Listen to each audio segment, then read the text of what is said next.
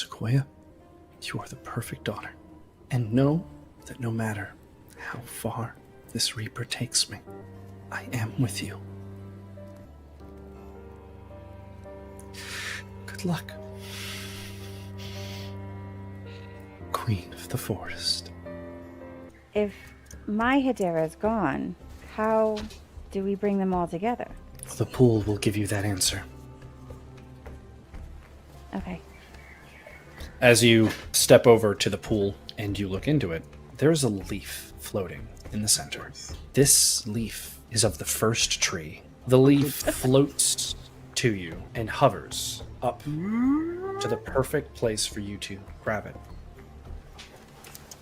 As you grab it, you feel the other Hederas, almost as if you can vaguely tell where they are. Lyle, god of tests and trials. Is it my task now to try and undo what I have done?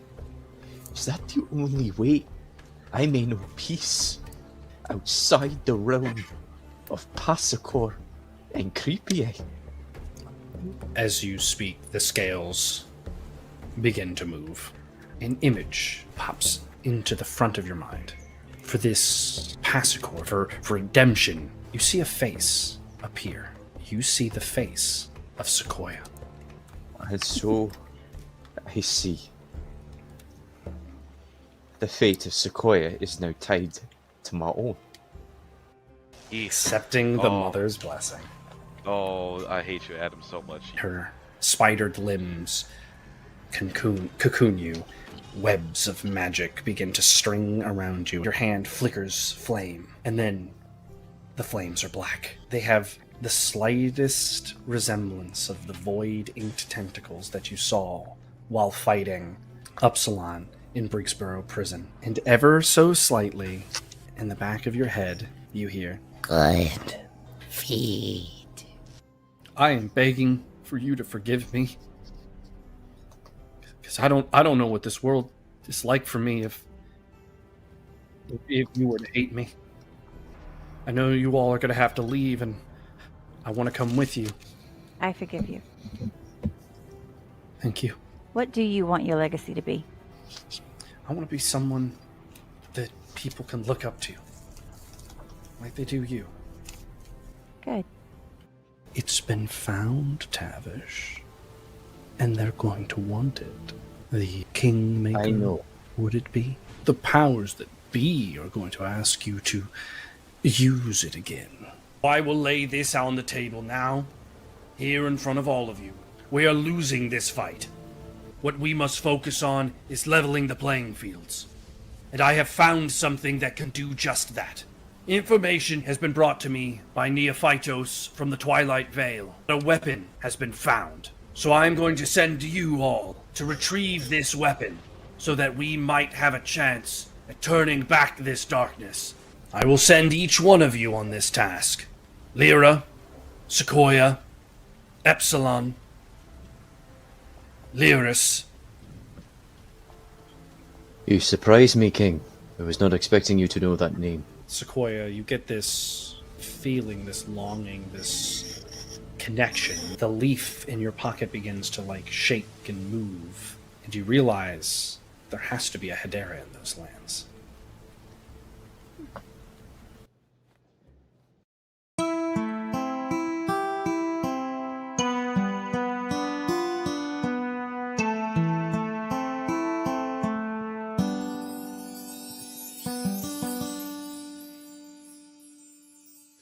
I want to tell you a story about love and loss. So gather your families, mothers, fathers, and sons. For the daughter of creation, you know her name, and the hell that loved her, and the king to blame. A mother destroyed by the sins of man. Well, tell me, where will you be, my friends? When the skies fall again. When the skies fall again. promised endless power and riches. All they had to do was slay a god whose name witches. Creation mother, but these days she makes monsters. The king took aim, but just as quick he had lost her. And found his aim, now took shape as the daughter. The Harold tried, all in vain to make cover. But to his fear, the king struck true at his lover. The Harold swore to never leave the side of her. The king had stared at the sky that he shattered. It mattered not all the power he had gathered. The king had failed. Heavens rained down on his men. But today is not so different than back then. When the skies fall again. When the skies fall again. Yo, ba-da-da-bus. Yo, ba-da-da-bus. Yo, ba-da-da-bus. Yo, ba-da-da-bus. Yo, ba-da-da-bus. Yo, ba-da-da-bus. Yo, ba-da-da-bus. Yo, ba-da-da-bus. The skies fall again.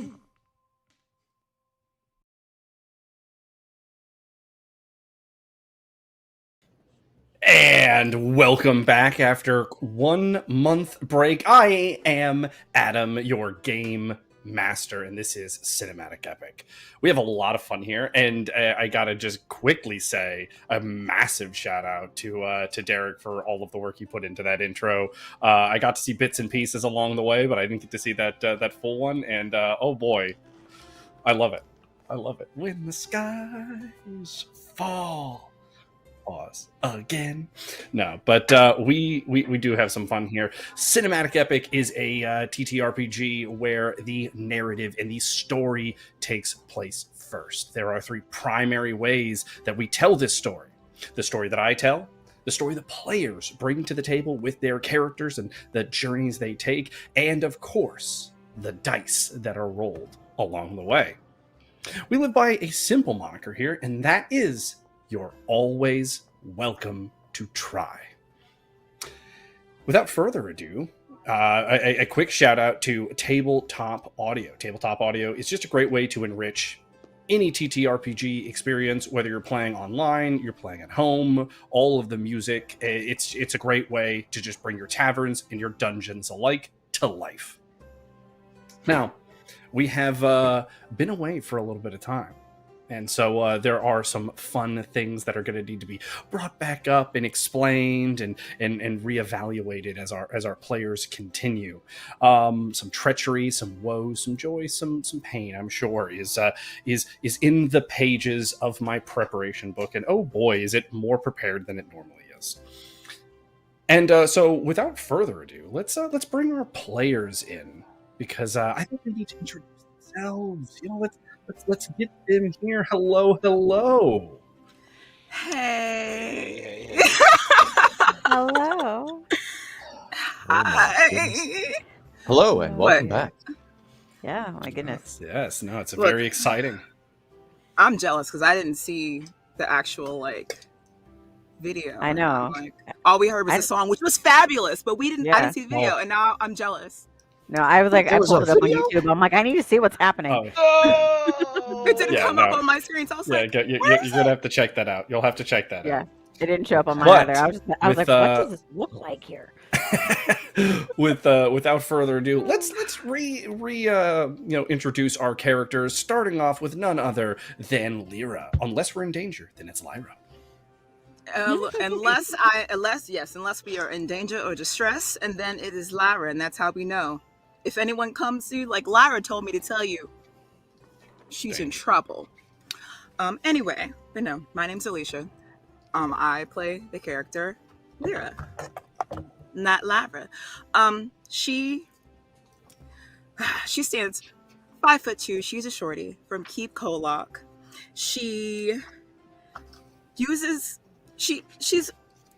She's somewhat of a bard, what we consider a bard, in that she uses sound to attack. She manipulates sound to attack when it actually hits. And when it doesn't, it's just fancy wind at that point. But no. I'm gonna say there's a lot going on, and honestly, until I saw the recap and they reminded me of the weapon, I forgot all about the weapon. So hopefully, wherever we go, it doesn't end in the way we think Adam wants it to end, in a lot of red light, but we make it through, and we're gonna try our best. Much like casinos, the house always wins. But continuing on, we've got none other than Sequoia. Hello. My name is Jasmine. I am playing Sequoia. Sequoia is a 5'5" pixie, the newly crowned queen of the Forbidden Forest. She uses earth magic. She's got a little bit of other kind of chaotic magic that she doesn't really know how to use, but on occasion it'll pop out. She also does some close combat with daggers on occasion. But she's just trying to find her purpose now and figure out where she fits in with all the extra Haderas that she's just recently learned about. So It's and has true. to And go there's going and to be find. a whole lot of stuff coming up here in the Sequoia Special. So no promises of where that spotlight may or may not be. The spotlight. Oh. Next up, though, we've got That's good ominous. old Tavish. Hello, my name is Ian, and I will be playing Tavish this evening. Tavish is a 6-foot Duhalin, which is just a very fancy term for somebody who's dead and come back at least twice now. He, as you can see there, he wears heavy armor and he uses a heavy sword. He's found that a little bit of magic has started to creep into him, and not in the ways that he was expecting. So he's still kind of on a discovery of how that fits into his world. And he is here to try and clear up a debt, to right a wrong that he has done many, many years ago. We'll see how that happens, and if redemption can be found and earned. Very fair. He's on a quest. He's on a few quests, actually. He's trying to make this atonement. He's been told to look into this Sequoia, this Yapata Daphos, what is this connection? And on top of that, poor young Master Mervis. Who could Stop! forget about the young boy who gave so much? The little hero that could. But last up on our group, we have Epsilon. Yay! Oh, why you do that? Why you do that Mervis stuff, man? Why you do that? Oh, my name is James, and I'm playing Epsilon. Epsilon's a draconic human from Green Girl's Watch, right? He's got fangs, claws, horn, tail, horns that crown his head, right? He'd be looking all extra draconic now after taking the mother's blessing, but he's still a hero at heart. He fights with with flames in the blade and the shield now, but although we don't have a shield yet, but he's here to become the hero he's always dreamed of being, and to prove his father and his brother wrong, because they on some bullshit. They on some bullshit. I'm the hero. Exactly. We're the hero. Yeah, that's right, Venom. That's right. Yeah. Look, we named him. Now you can't give him away. Right. So, You think we could turn him back? we've got a bunch of cinematic and epic tokens scattered throughout the party. Too much that I'm not going to try to read through all of them. But basically, the party has them scattered about in different degrees. If a player does require a reminder of any tokens, please feel free to ask. I've got them all written down. It's just I'm not going to go through all of that here before the session. And other than that, as far as a preamble, we are good to go ahead and get things kicking off into our Sequoia Special.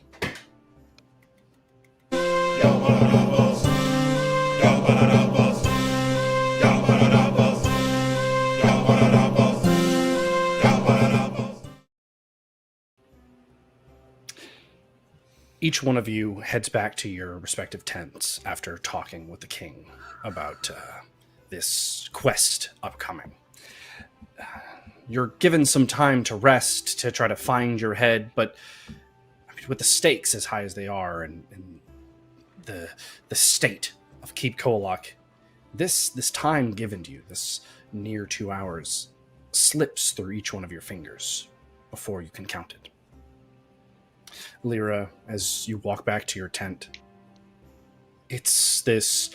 You feel this, the passion of being around heroes and the king and the idea of a quest and something grand slip from you as you walk down these broken streets. The shattered glass cracking on your foot, this battlefield, this once great place that you called home, left nothing more than torn brick, sundered wood, and shattered dreams. It's sobering and somber as you listen to the quiet creep in as you get further and further away from the center of the camp. Sequoia, you find yourself making it back to your tent rather quickly. This idea of nervousness, but excitement. This something it's building in you. This kind of energy. The leaf that you carry hums and vibrates with this anticipation, this eagerness, but at the same time, this creeping little feeling of, are you really good enough? Your mother would have tackled these types of challenges and threats, no problem, but can you live up to that? Is the neck on these shoulders that you bear strong enough to handle the crown on your head?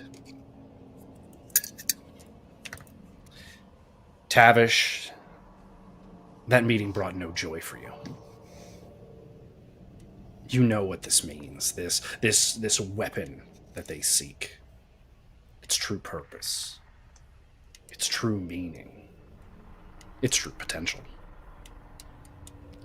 You walk into your tent and the feelings of dread, of horror, this spotted regret. You half expect to walk in and see Croupier mocking you. But no, your tent stays still. As you sit there and you reminisce over what this weapon has already done to this world.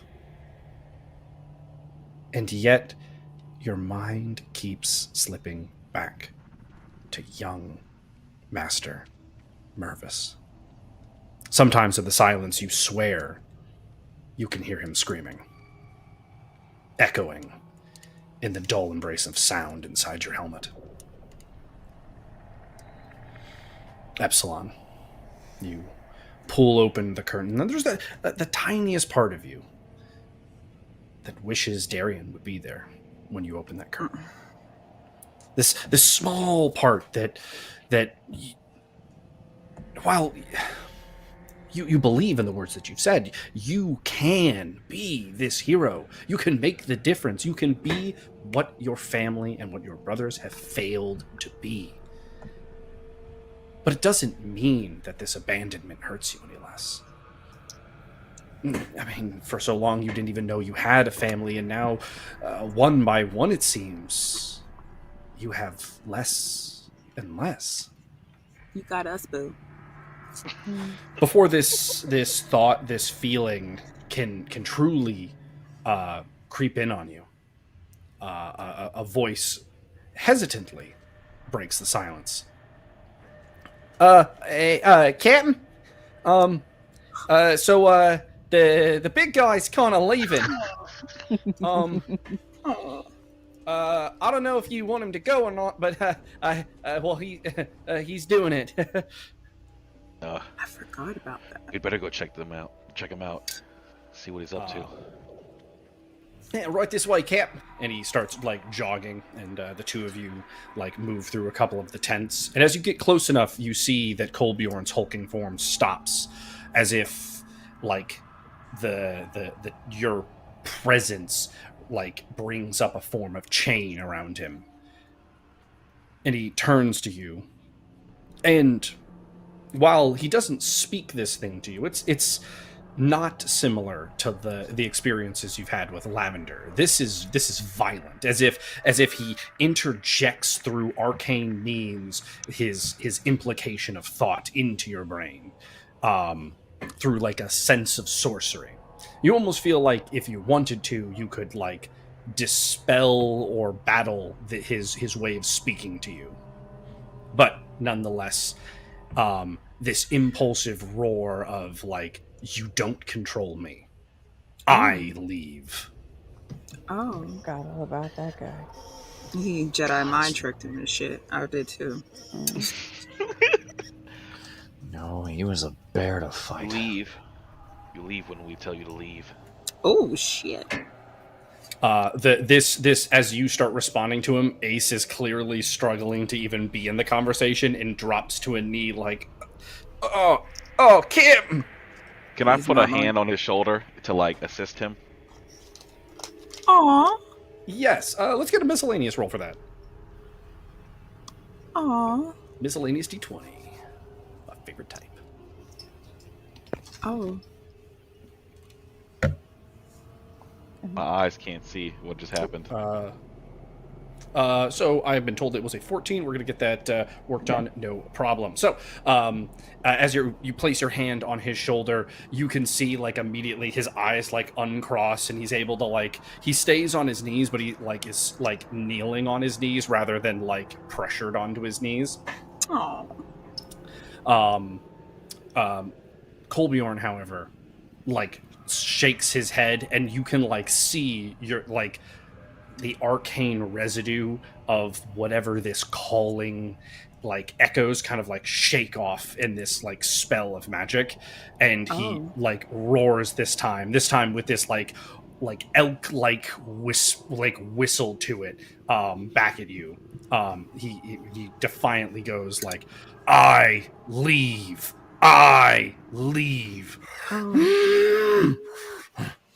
He said, I do what I want.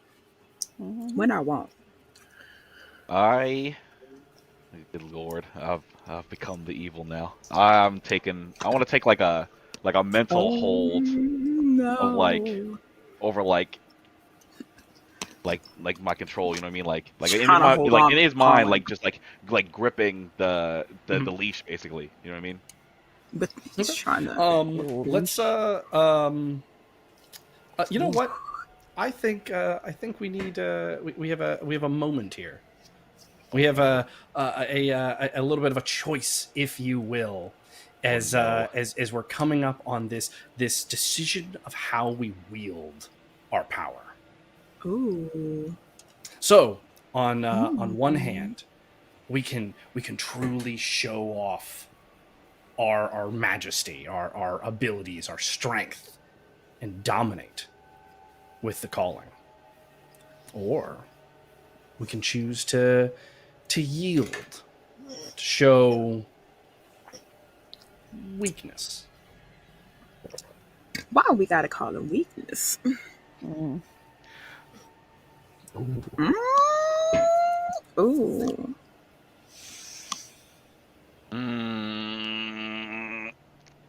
I can't help but feel like what I want to do is not the right idea. I'm over here thinking you don't even know where he was going. You should have asked questions first. That's the thing, though, right? It's not even like that. It's like just to say, I feel like with the way our situation is set up right now, it's like if I just let him do what he wants to do, what happens after that? Basically, like that also. It already felt like it's a proximity thing. So like, if he just leaves, he ain't coming back. And then if he leaves and it goes mess people up, then that's on me. I feel like at that point because we should have stopped. Very valid. You know so because you said the where does our is choice dissipating. So yeah. Where does our choice lie?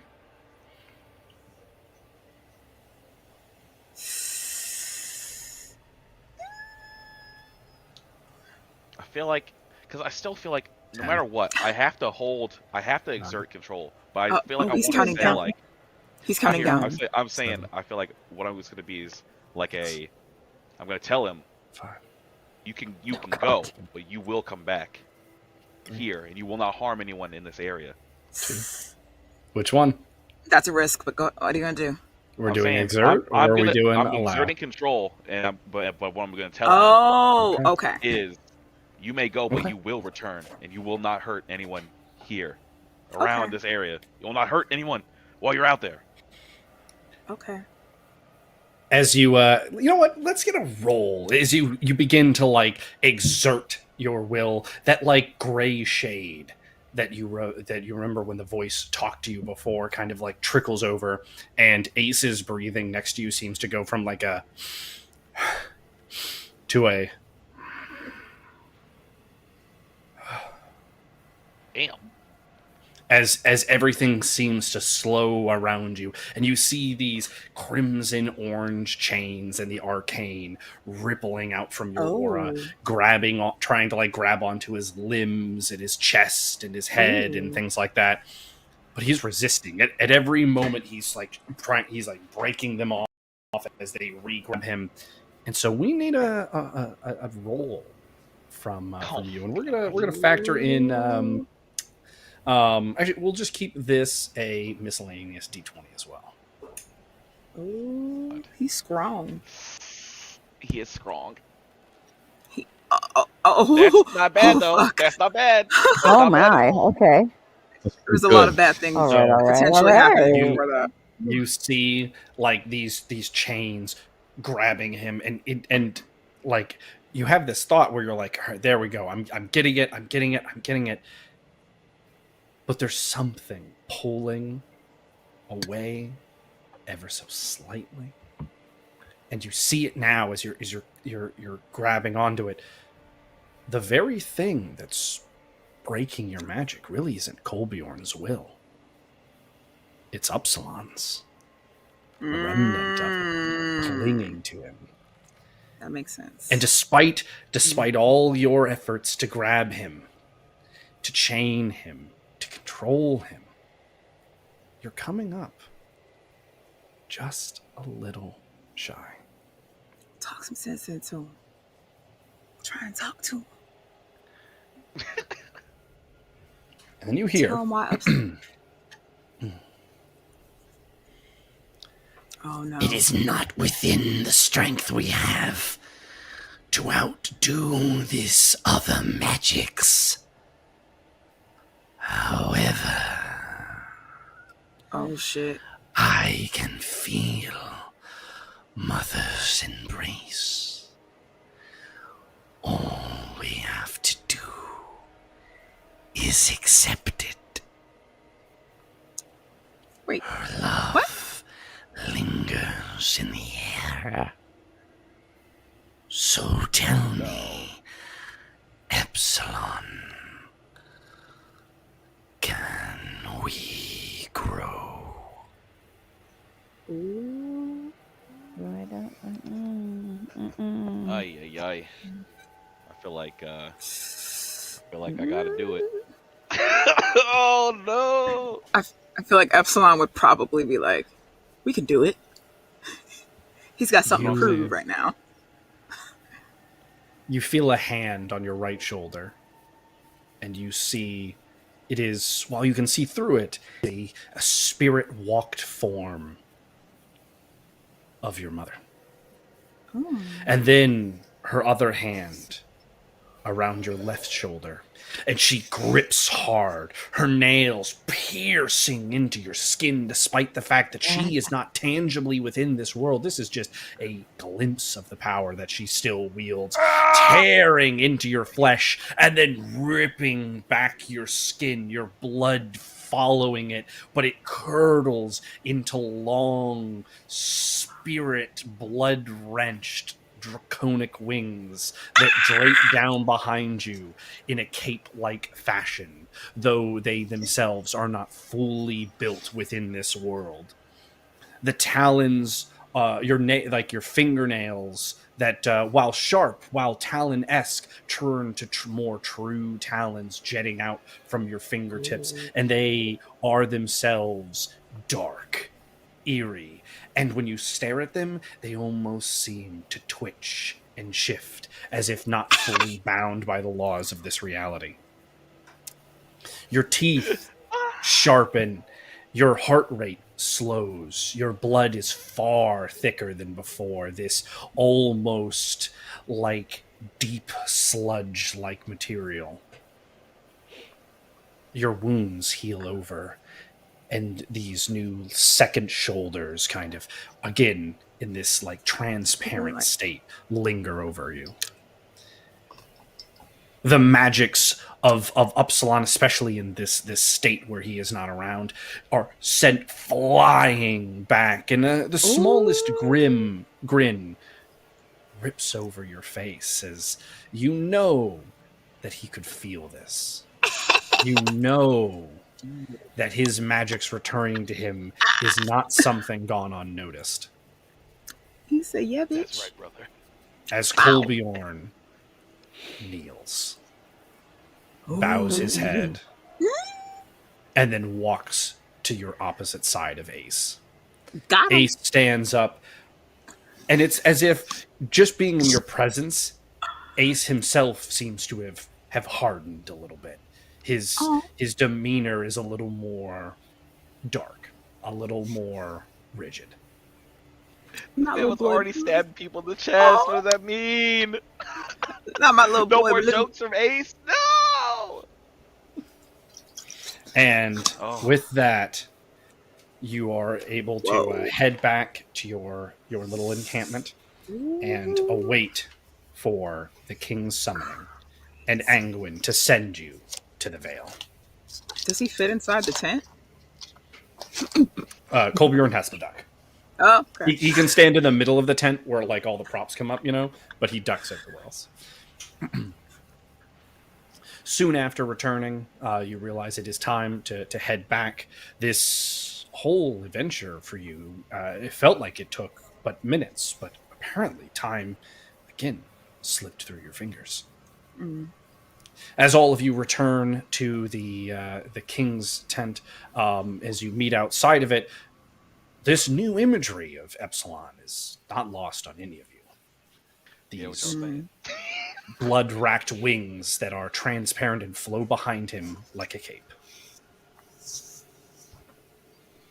Like, Well, a little bit. Like, I'm over here like, well, that's definitely a choice. The heck happened to you? no. Kolbjorn wanted to leave, and to stop him, So he gave you wings? stop him. I had to change. I had to become something more. What do you mean change? That's not just like a change of clothing. What do you? I accepted another blessing from Mother. Oh, so this is your mama's doing. I mean, Okay. it's kind of like That makes a lot more sense. Yeah. Okay. More dragon-like, Why? I suppose. I don't know. So yes, no, actually, that tracks. This is your mama's doing. Okay, that's all you had to say. What does this mean for you, though? I like Do to you think even about know? that. I mean, I don't feel any different. As I'm like looking at my nails. I'm still the same Epsilon. Well, then I guess we'll find out sooner or later. Are you? Is there a way? Is there a way to like, I don't know, like thinking like a magical like an empathy link or something like that, see what's going on? I don't know. You know what I'm saying? Like reach out, let them in and see. I don't know. You know what I mean? Like be open. He's trying. Basically. He's trying to touch us from the inside. Basically. You want to convey your emotions to them on a magical level? Like yeah, like basically like open the walls and let them see. Like I just because I don't know either, really. You know what I'm saying? Like Oh. Kind of like just my trying to aura be fully sight? Like, transparent. He's gonna be. We're gonna be like he's afraid. To any party member that would like to attempt to peer into the mind of Epsilon, since he is basically going to allow you to look in. You may use investigation as the roll. 18 is the number to beat if any of you would like to roll this. To peer into Epsilon's mind. I'm like, Because you know, got it. mages, you know, they got all those the defenses set up around, so I had to like open it up and stuff. Like I had to undo all the locks and You stuff. said the number to beat is what? 18 is the number 18. to Oh wow. Well, you know what? We can try. Why not? Sure, go for beat. it. Right, so Lyra's Tavish, are you trying as well? No. Because in my Tavish mind, said no. if I see it, So- does what's her name see it too? Auntie Carla? What? Yeah. Oh, Auntie Yeah. Kala? Yes, she would. That was my thought. You know what? Okay. Why not? So let's see here. So 18 is the number to beat. So we're rolling for Lyra and Sequoia. That's a fancy background. What's her name? I got it. That's Yay! okay. Hey, Lyra did it. So Nope. we'll do Sure Sequoia don't. first. Nothing. Sequoia, as you peer into to Epsilon's being, you see a small boy just wanting to be a hero, growing up his entire life, chasing this goal. It kind of skips around from these like little milestones and being around heroes and this just like general identity of like, yeah, I want to be a hero. And that's kind of what presents itself to you. That's all you see. That's all you Okay. get, ma'am. Lyra. All right, cool. For you see this plucky little, Epsilon being like, I just want to be a hero like you, Dad. And, these adventures and training and, doing all these things and meeting these exotic and bizarre heroes on Greengrove's watch. And then you can't help but notice this small door on the side, and as you grab it and you open into it, it seems like this vast well. And it has the tiniest flickering little light in there as you stare at this flickering light. It's that same small boy holding a lantern with this just churning darkness around it. And as you look to like interact with this, to call out, to understand what's going on, you feel the darkness look at you. And so we're now going to have you roll you may use any faith stat of your choosing. See? The vast inner Whoa. darkness. I inside me. only have one with points in it, so Perfect. So we're going to roll effectively an attack roll here. So with this, you're going to have your +1, and you have a +1 to this roll, an increased what? crit range, and you can re-roll it. So let's see. plus one. Oh, yeah, what I you get. see.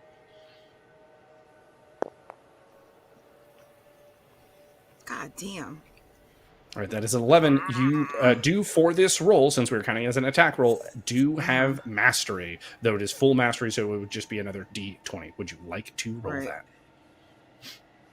And that's just for Sounds like you're basically doing an attack on the darkness with the power I know. of faith. 5, 4, yeah. 3. Let's see it. Mastery.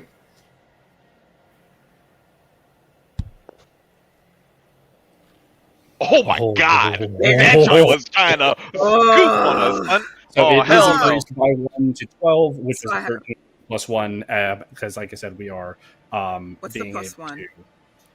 Because you would have a +1. If you were doing an attack roll standards, because you have a 4, you would have a +1 to the roll. Do I still get another +1 for the light? Right, if that's or no? yes, so +2. So 14 total. Okay. That's decent. And you're able to, just in the briefest like final second before this darkness kind of consumes around you, like attempting to drag you into this well, grab onto the door frame, and this barrier of like your faith basically like blocks this doorway as you're able to grab the door and close it before you like pop back into reality You are sweating and you are gasping like. Like, over here, like, Oh, Fighting for your life. I don't know how to say this, but Epsilon, baby, you are not okay. he's like, what do you mean? He's just thinking about You are like not okay. all the rejection and all the pain he's been feeling, and just like his need to be a hero to prove that it was all worth it. He's like, what do you mean? You are not okay, and it will not be fixed by a simple hug. You guys, there's some things going on. There's The some curtain things going to on. the king's tent opens up, and the captain, Captain Quetz, is there, and he's like, "Oh, good, you're all here. Come on, we have a lot to discuss." We'll talk about this in a second. As all of you enter the tent, the king's tent, despite it being a very large tent, is now very packed. The four of you, plus Ace, plus Kolbjorn. On top of that, there is a whole nether party. You see Darby, Miles, Luther, and Declan. And on top of that, you see another group of adventurers. You see Jin, Typhon, Darian, and none other than Orlina. Or lemon. What? I told y'all! You didn't read my message.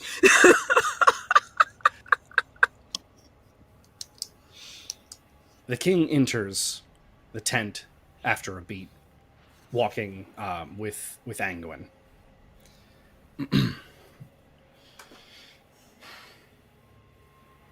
I have to say, I apologize for my tardiness here. We have many things in the fires of this battle preparation. Anguin has informed me that he will not have the magics to teleport you to the Veil, and he gestures to the four of you, as his magics are going to be needed to send Jin and his expedition into the Grey. Told y'all. Luckily, we are not without allies, I don't remember and so yesterday. we have alternate means to get you to the Twilight Veil. Two different plans have been laid out to me, but I will not speak for you heroes, and I will allow you, and he gestures to the party, but more specifically at Sequoia, whether intentional or unintentional. I'll leave that to the party to determine. So, I will let these envoys speak, and then you will make your decision on how you would like to get to the Twilight Veil. What are the The options? first envoy steps forward. It is Jin from the other party. I know that I'm taking Anguin's magics from you all. And so, I would like to humbly offer Hermit's Hollow's resources. With an air barge, we could get you to the Twilight Veil in short order. I have a team ready, and they will help you on your quest there. The other steps forward, adjusting a suit.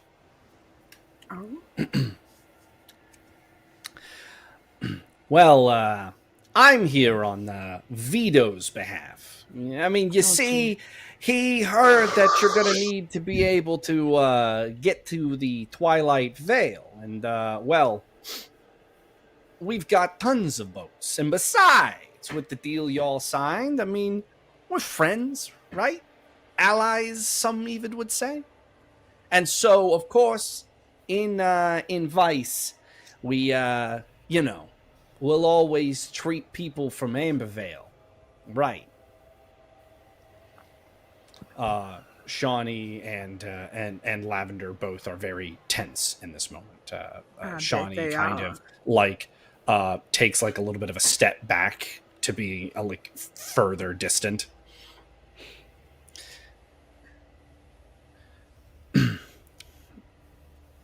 And so the king looks to the party and goes, "There you have it. 2 of our allies have stepped up to get us to where we need to be. Will you travel through the air yards and Hermit's Hollow, or will you travel through the roads of Vice, through the recently established port that we have there?"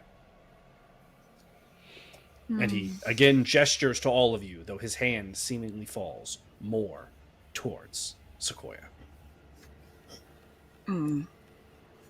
I was just going to say, I don't know if my opinion means anything, but it seems as though if we go through the air, we might get there faster. Yeah, I was thinking. No offense probably or faster that anything. way. I'm Plus, just I thinking don't about really what'll trust get us there quicker. Don't say that out loud. the I was just trying to Yeah, figure out but- what would get us there quicker. They're here. They will hear you. So, Are we huddled? There is also countenance. There is also countenance to make certain that the port is set up efficiently and quickly in Vice, as to make certain that supplies can be transferred through Vice wherever we may need them in the fronts to come. I mean, I do isn't understand that- that. I just felt like that's not what we're doing right now. Epsilon, do you have an Yes. opinion Yeah, isn't to that- weigh in here? I vote we travel through the air. It seems course. like the least likely to have unforeseen complications. So with the 3 party members having given their opinion, the last thing before you make your decision, Sequoia, is that Shawnee is behind you, and he's like, Oh, there's, he's there's shook. no way. I'm not going back to that city. Yeah, he's also pretty shook. Yeah, I no, didn't realize that it understand. meant going back through Vice. He didn't say And all that, so- that got me. Without further ado, Sequoia, which way is the party traveling? Through Vice or through Hermit's Hollow? I think we should go through Hermit's Hollow. I think the air will probably be a faster form of travel.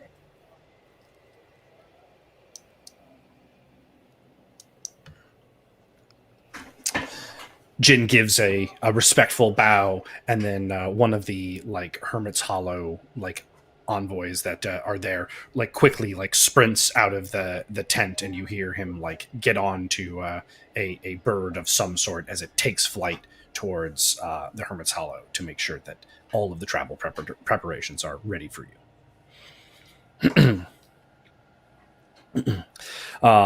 As the king starts to go over like some final addressments, Luther interrupts and begins to speak.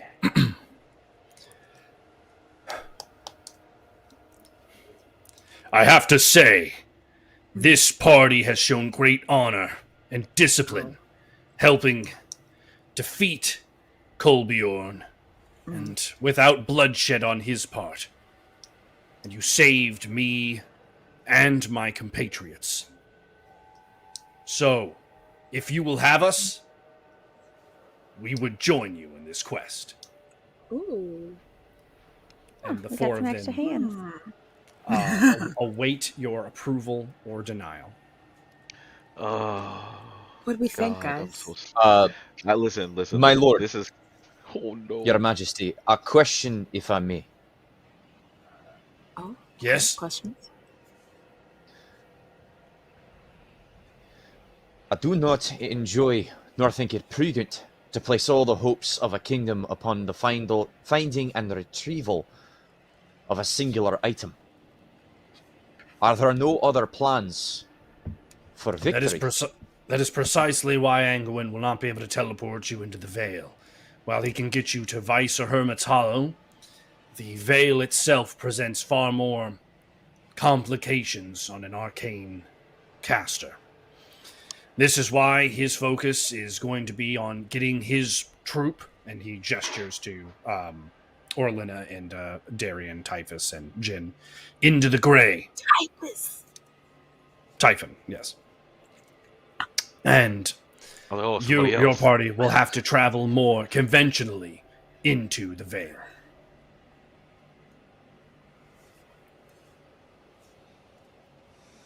Understood, Your Majesty.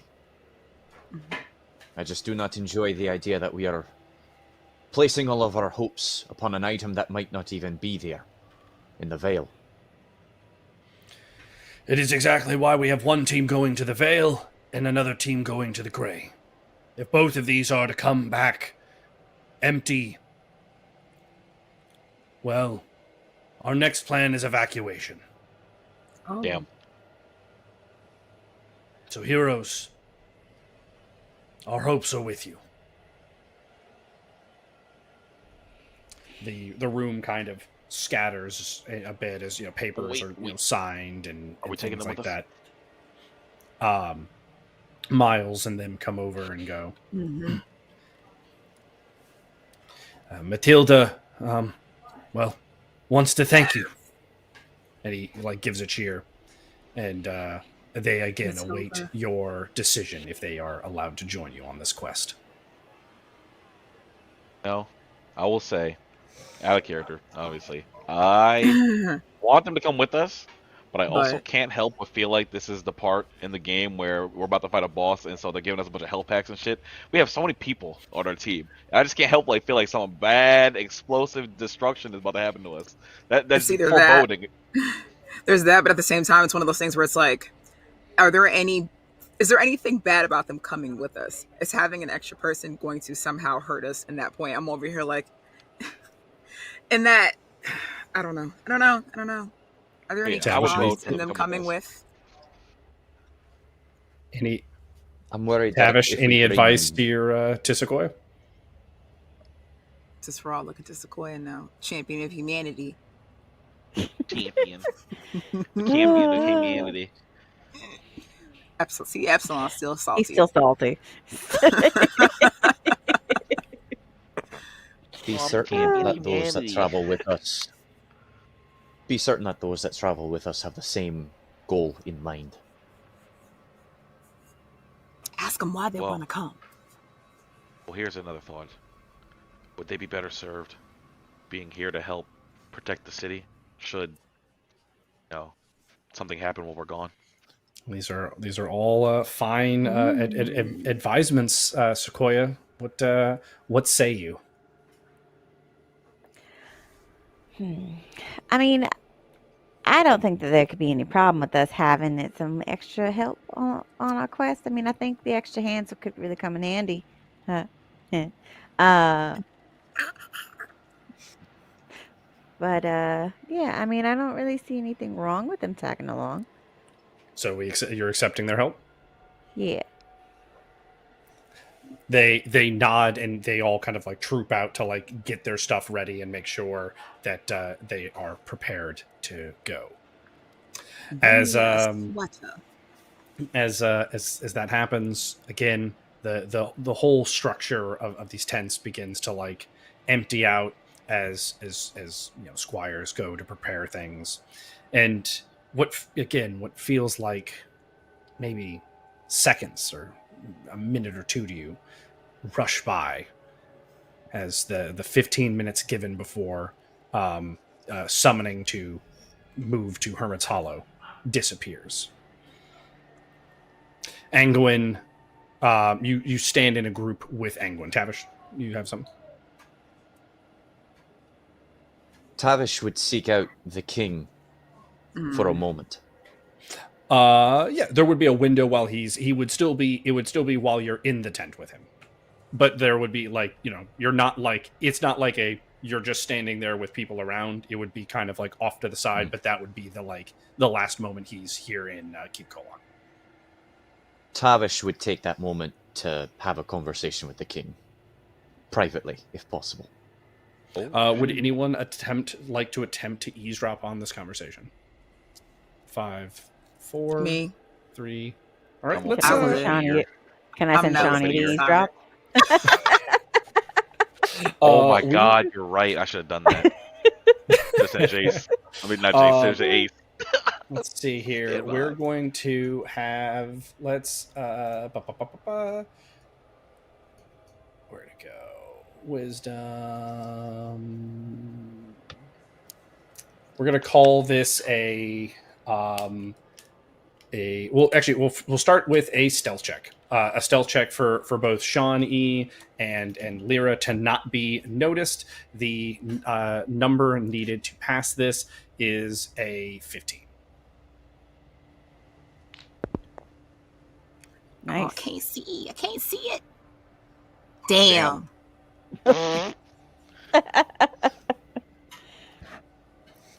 And so with that, we will go ahead and slip into a sidebar, but a sidebar that Sean E will be privy to. Sidebar, or sidebar with good old Tavish. Your Majesty, a moment, if you may. Of course. I presume that since you know my true name, you also know my story. Scattered fragments. parts of it? I was a boy. Not many know what truly happened the day that, well, Aurelia ceased to be the kingdom it was. On that day, I used the very same thing we look for now. Just once. But that was all it took. To plunge this world into darkness. I want you to think carefully on the manner in which you wish to use it now, and not to make the same mistake I did when I held it last.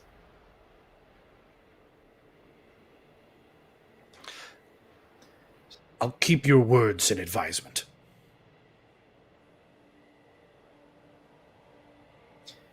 I pray that your heart will see it clearer than my own did. He gives like a nod and begins to turn. Do not use it without restraint. For who knows what their world can handle a second time.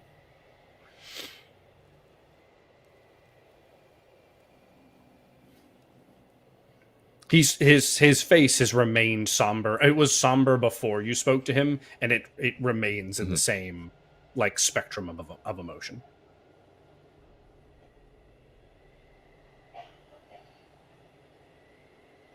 I give a bow and walk away. I'd like to roll an insight to see if I can see. Oh, okay. My apologies for moving too quick. I'd like to see us to have roll an insight to see if I notice whether or not Shawnee has been listening in this time. Would it be insight or would it be something else? So you cannot because he passed the test. So you are not aware that Gotcha. he's all right, and let's return.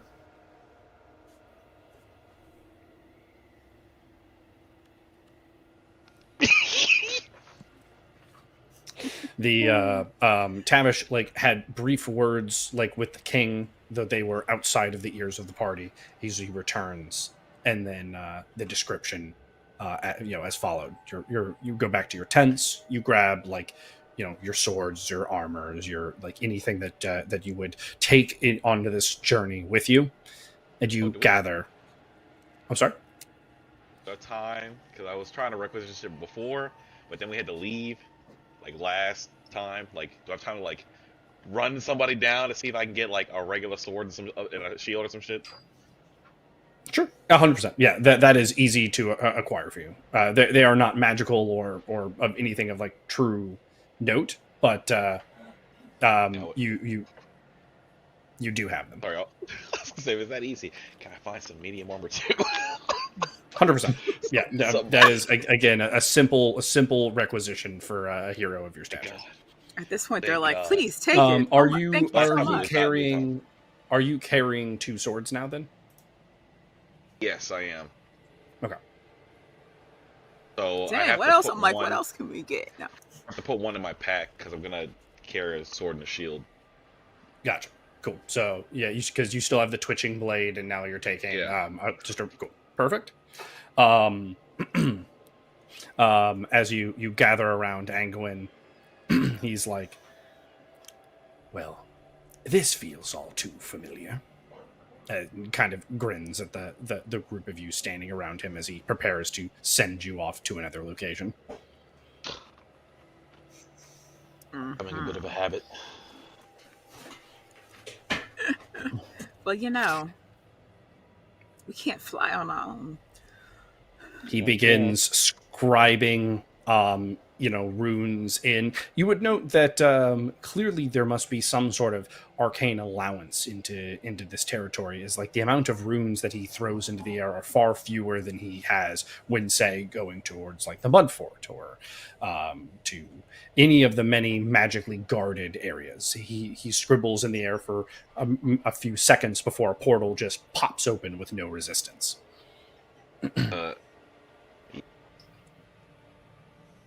Hey, can I peep his magic again? Steady's always trying to steal this man's magic. Just with the speed in which this is has been cast, I will allow you, yes, of course, to roll a study, let's see here, study arcane, and we're gonna call this a 26 to beat. unless I roll a 20, and even then I only got a 25 on a 20. Damn. Not even Too good. close. The simplicity of the magic is obscured behind the fact that he so effortlessly is like 1, 2, 3, 4, 5, and a portal opens, and you're like, I'm gonna study this man's. Oh, he's done. Shit. Oh man, looking like Swiper. And with that, each one of you steps through the portal. His arm does reach out and grab Lyra before she goes through. So a quick sidebar with Lyra. Yep. Waiting for that. When you return, I will have my side of our talks completed, and we can begin to attune this. And he points at the gemstone you have. Mm-hmm. All right. But till then, I bid you adieu. Mm-hmm. Good luck to you too. And he nods, and you step through the portal, rejoining the party. Mm-hmm. Fast. And the portal Indeed. closes. Each of you stands within the Hermit's Hollow.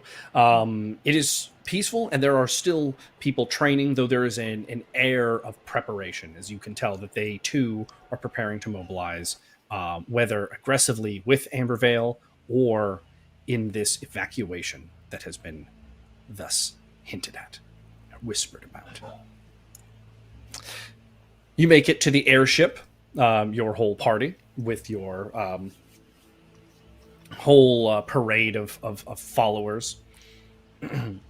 You board this airship, and it begins to take off, sending you quickly towards the Twilight Veil. I'm surprised it got up off the ground with Cobra. Right.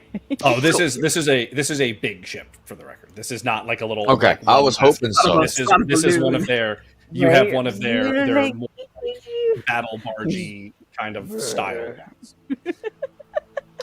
I just Sorry, I should have said that a little bit more clearly, but no, you're fine. I was just worried that it was going to be like this. No. As it takes flight, it begins to speed up as you head towards the Twilight Veil. And just as you are about to cross into its territory, into the threshold of the Twilight Veil, we are going to take our 5-minute break. Already, okay. I'm afraid now. The excitements will follow. We're going to be rolling some dice. We're going to be finding out some stuff about these heroes, and a quick addressment once we're back. But that'll be on the other side of these 5 minutes. We'll be right back. Okay. I'll be Skirt. right back.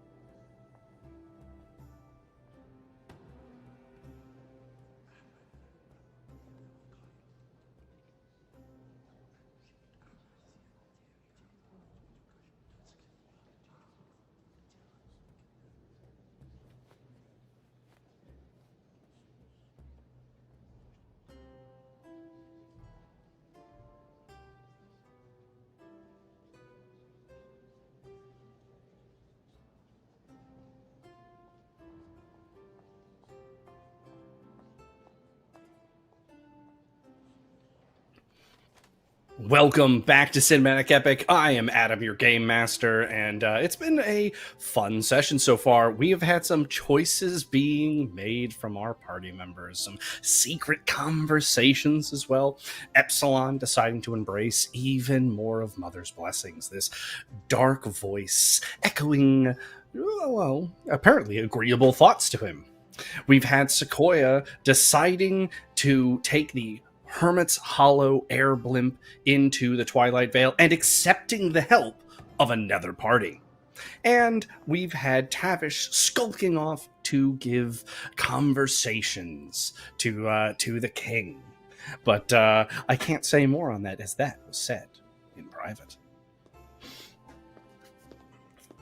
As we return to our party, they are on the airship just outside the territory known as the Twilight Veil. The airship comes to a stop, lingering on the edge of the territory, when this shadowy form starts taking place in front of you, building on itself, and this cackling laughter comes with it. As Neophytos D'Angelos materializes in front of the party. Are we friends though? Yeah. Well, it's not enemies. I am Neophytos D'Angelos. I have not met most of you in person, but I have heard of your deeds. Inside of this Twilight Veil, you are going to find many things. I have a contact on the ground who will assist you in any way that he can. He will guide you to the impact site that we now know this weapon is. He has operated inside of the Veil for quite some time and will give you the experience that he has. Well, heroes, I have many things to do, so I will end this quick and say, good luck. And just like that, his form gives way to the light as if the shadow breaks. And again, you just hear the... Okay. The captain of the airship comes forward and says, well, here we go. Take us in. And the heat of the airship billows out, and the propulsion device activates, and you are sent in to the Twilight Veil. As you enter the Twilight Veil, immediately the arcane nature of it ripples over you. That feeling is relatively similar.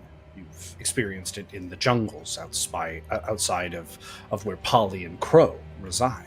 Those temples, that wild arcane flux and flare. However, each one of you feel this other type of magic echoing across, almost as if these two entities, faith and arcane, are colliding against each other around every corner. These pockets of normal, and then weighted in arcane, then weighted in this sense of Stygian darkness, just flux and rip. Without too much warning, catastrophic error takes the airship. The heat that keeps it aloft out like a light. The propulsion device that allows itself to steer in its guidance crumbles and breaks. Okay. The whole airship rocks as the very cables that keep the balcony to the balloon itself begin to snap and break. Okay. And inside the crew quarters, you can hear the calling of crew members and other heroes and things like that being tossed aside and potentially into peril. And so what I ask the party members is each one of you has to be assigned to one of these four problems to try to fix it. But Who will go where? Only Sequoia can tell us. So, Sequoia, you have 4 problems to answer and 4 heroes to do it with. You have jeez. Lyra, Tavish, Epsilon, and yourself to send to each one of these areas. What about all the other guys that came with us? They are not in. They are not standing next to you. They are not someone that you can call upon in this moment. They are not your trusted party. Okay, so what are the 4? Yeah, That's what I was gonna say. so what are the 4? Exactly. areas? So, the apparatus that puts heat and energy into the balloon itself has gone out, and so the balloon is descending rapidly. So someone needs to go there Okay. to give there some sort of lift. The propulsion device on the back of the airship that allows it to be driven, steered, and controlled is gone, and so someone needs to be back there to give some form of propulsion and direction. Someone has to head down into the crew quarters to try and make sure that as much cargo, crew, and other heroes are kept safe. And then finally, the cords, the actual ropes connecting the entire balcony to the balloon are beginning to snap, which is causing the flexing position. And so something needs to be done to stabilize those ropes. Who is sent where? Okay. Let's do Epsilon with the heating apparatus with the fire. We need you to help keep the balloon afloat.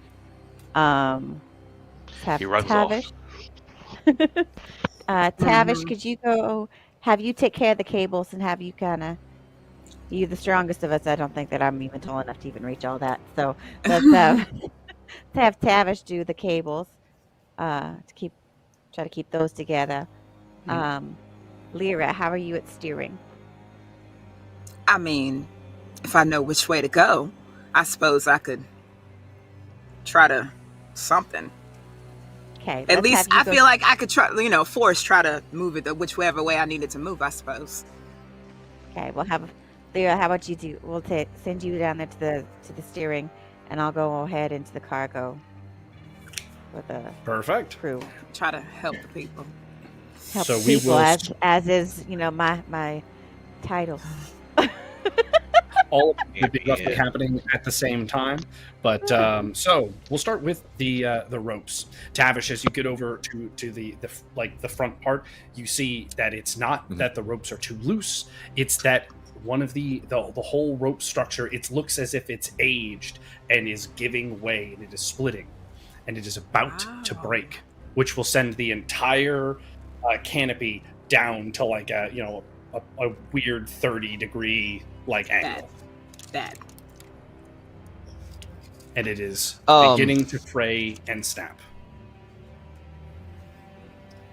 Well, time to try this new thing. I'm going to try and use this wild magic that I've gotten this weird connection to, and trying to see if I can cause the wood itself to weave itself into the rope to help fortify and secure the rope. Fair enough. Why not? We can give it a shot. Impressive. Why not? Creative. Oh, That's 20. shit. Nice. Oh, Yeah. shit. That's Tavish what I'm says that we talking all about. use magic now. Right? So the ropes the ropes do begin to reinforce with wood. However, it's like it hits the point where they're breaking, and you watch as the wood, as it gets there, is crumbling to age, so it splinters and breaks. Now, the actual fortification of everything, the bindings are reinforced; they are infinitely stronger than they were before. But the actual connection point is still giving way. Is there any other rope close by? Oh, Or tons, is it yes. all rope is for... No, there are I tons. grab Okay. I grab one of the other ropes that I can, and I attempt to tie a bowline knot to secure the two together. Perfect. As you tie the top part first, the rope finally gives way, and you have to while trying to get to secure the other one, your You are the connection point. Mm-hmm. Great, cool. Yep, love it. And we're Damn, going to, Saul. real quick, since this is all happening simultaneously, we are going to check in with our, going down to the crew. We have Sequoia. Sequoia, you get down there. The sudden shift of everything has sent people just absolutely flying down. There are two primary groups that you can look to help. You have the regular like crew, and then you have the heroes. Now, the reason I highlight the heroes is the reason that you all were on the top deck is because while all of this has happened, the other heroes were taking a rest. So they are all presumed in their quarters and were sleeping versus the crew who was on active duty. So what would you look to do? I'll go for the crew because Perfect. Yeah. And how would you They're look to try to actually, secure them? Okay, so you said that they've just kind of been like kind of thrown. Yeah, like the whole like boat like rocked a little bit. Now it hasn't collapsed because Tavish is doing something up there. But since everything rocked and everything's kind of falling, like things have become unsecured. There's boxes flying through the air, weapons that have been like knocked off of racks, people flying about, etc. Okay. What can I do to help that? I want to try to use my magic to kind of push all of the things that have fallen over on top of the crew, to kind of push them off to get everybody, like to kind of clear out any of like the obstacles that have kind of popped up from, Let's see it. Oh, okay. Now, you're not able to like snap everything out of the air, but what you are able to do is get down there and go like the spears and swords. You're able to. They're small items. You're able to like grab them, move them, or at the very minimum redirect them. They're light, and because you're casting like you're putting things out there, crew members are able to like grab onto things and like have more stability. So you're not able to just go like the problem is solved. But it is infinitely better than before you got there. He said, I helped. Going up to the balloon. Epsilon, you get there, and the entire like torch beacon that they use to like put hot air in is out, and the crew is like desperately trying to like clamber back up and like get it reignited, but so far every time they like strike a torch or pour oil, it's as if it doesn't light. It's as if oil has become water. I'm just gonna try and produce enough fire to keep it going while they try to relight it. I'm just all right, let's see it. Spirit bomb. Come on. Oh no! I got like a something in there, so it's okay. Something. Hopefully, it'll be all right. You do have so you have a +1, of course, and then you have +1 to your crit range. You also could use your mastery for the session if you would so choose. Yeah. Or we gotta hold that. 5. I'm gonna hold for now. So you're up there, and I mean, you can tell even just like you're not able to go like I filled the entire balloon with my heat. You know, you can definitely tell like if the balloon was just in a free fall, it's starting to like slow and begin to level. And then on the back of the ship, we've got Lyra. And there's a person back there, and they're like looking up the ship to where like the captain would be giving directions about like how and what to be doing. And he sees you coming, and he goes, "We gotta get us moving forward, otherwise our descent won't be stopped upstairs." And he yells as like it's super loud and windy in the back because it's like an open space.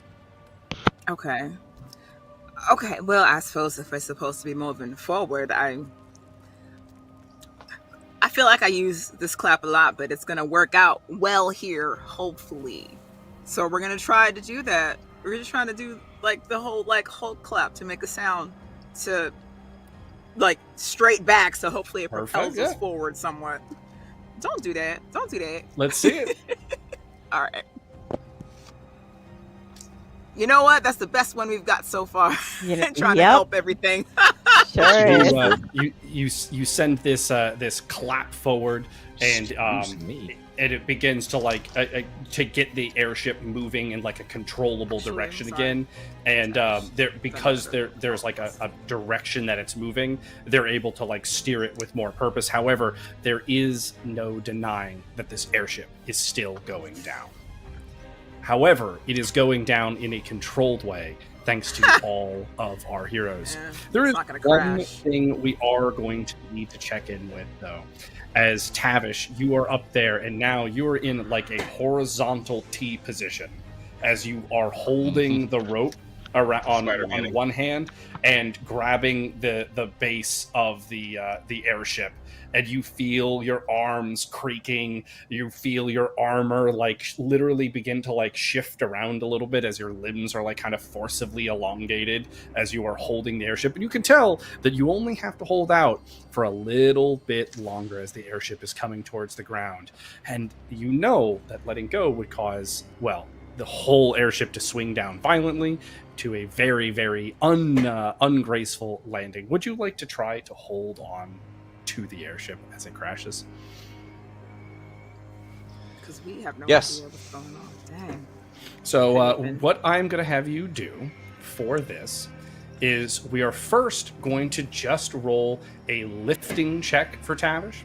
If this lifting check is a pass, we will not go on to a toughness check in Constitution. So we're going to start there. A 19 is the number to beat to hold this airship while it falls. Oh, fuck. Oh, jeez. Oh. Right, the weight of this entire airship is just too much for you to get like your arms to like start to bend in on. So the only thing you can do is just exist long enough. So we're going to have you roll a toughness check. This toughness check is again a 19 to pass.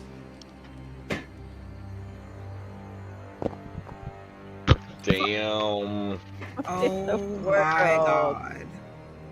Tavish, you're like, despite you feel yourself like it's so much strain on even your Duhalan body that you begin to like kind of like black out a little bit as it's all so much. However, the airship is able to make a controlled landing.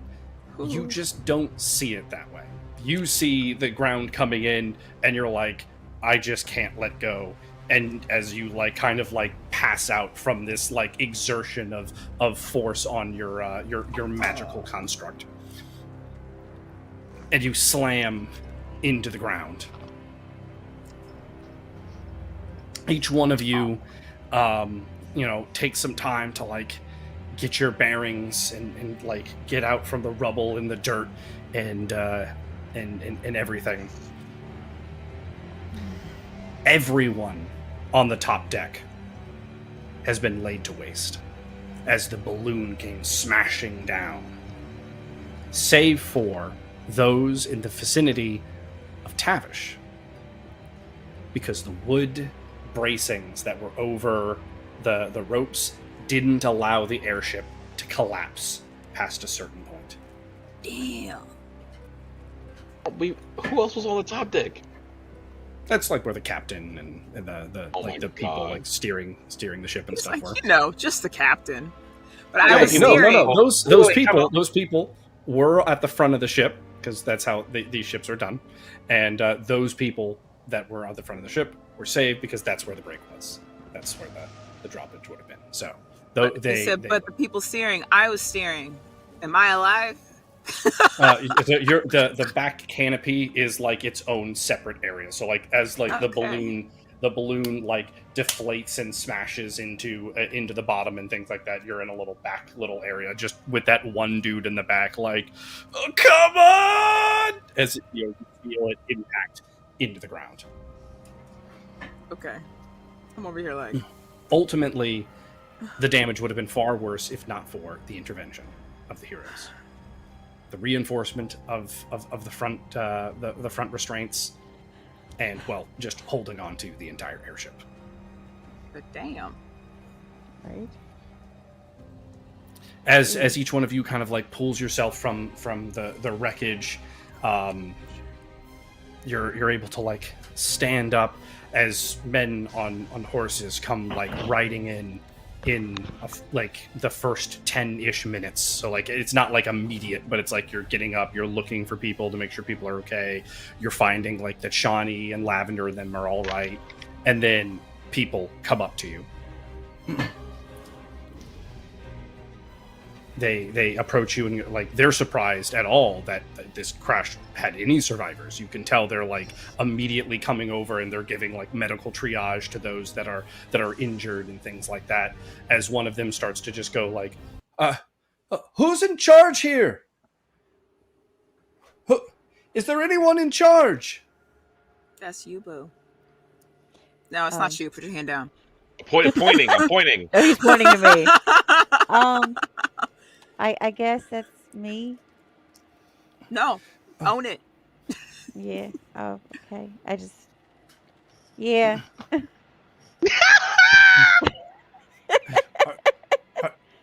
Is everyone okay? Is this everyone accounted for? To the best of your Everyone knowledge, is not it is. okay. Everyone I has believe. survived. I think so. I think for the most part, I think everyone is okay. We might have had a few. As far as I know, Casualties. It seems like everyone's still here. I don't notice anybody had fallen Yeah, you don't overboard. know. Like I said, you don't notice anyone missing. Yeah.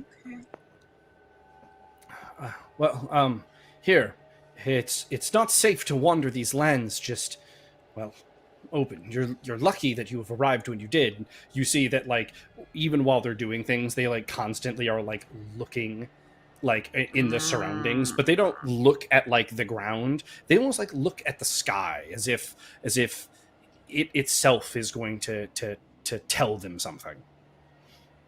What's They going quickly on up get there? the survivors, those that need to be like carted or escorted onto some form of cart or chariot of sorts, and begin escorting you to a small town. It is the town known as the Beacon of Bellwheat.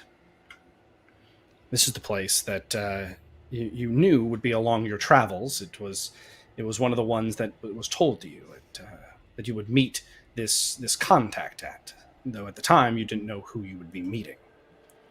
In fact, you realize now that you still don't know who you're meeting. But that is a problem for a different moment, though that moment may be coming soon.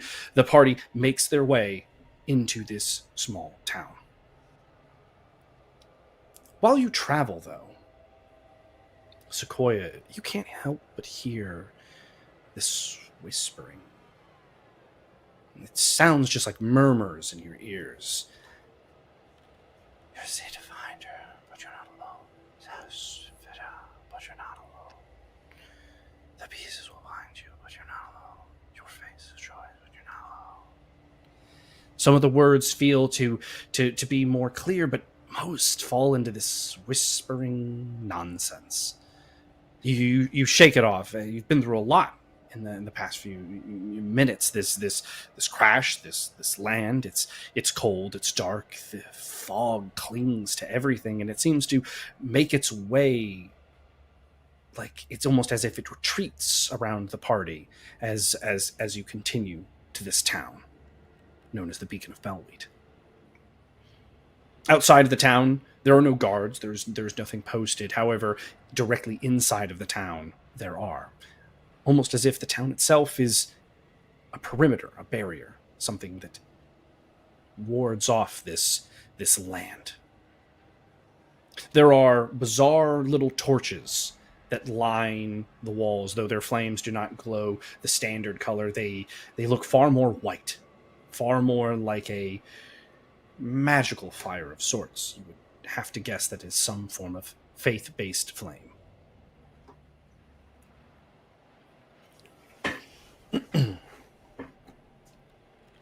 As you make it inside the beacon of Bellwheat, the mood immediately changes. Though there's still the slight hushness around, you can hear merriment. You can hear, like, the sounds that you would expect inside of a town. People murmuring about their travels, people, talking about their wares, their exports, and things like that. And while quickly many of the men of the crew and stuff are moved to different, inns or medical resources to see to their wounds. Luther comes up and says, like, I can handle all of this part for you. You go ahead and focus on the primaries. Find out who this contact or something. I don't know. But I'll take care of the crew.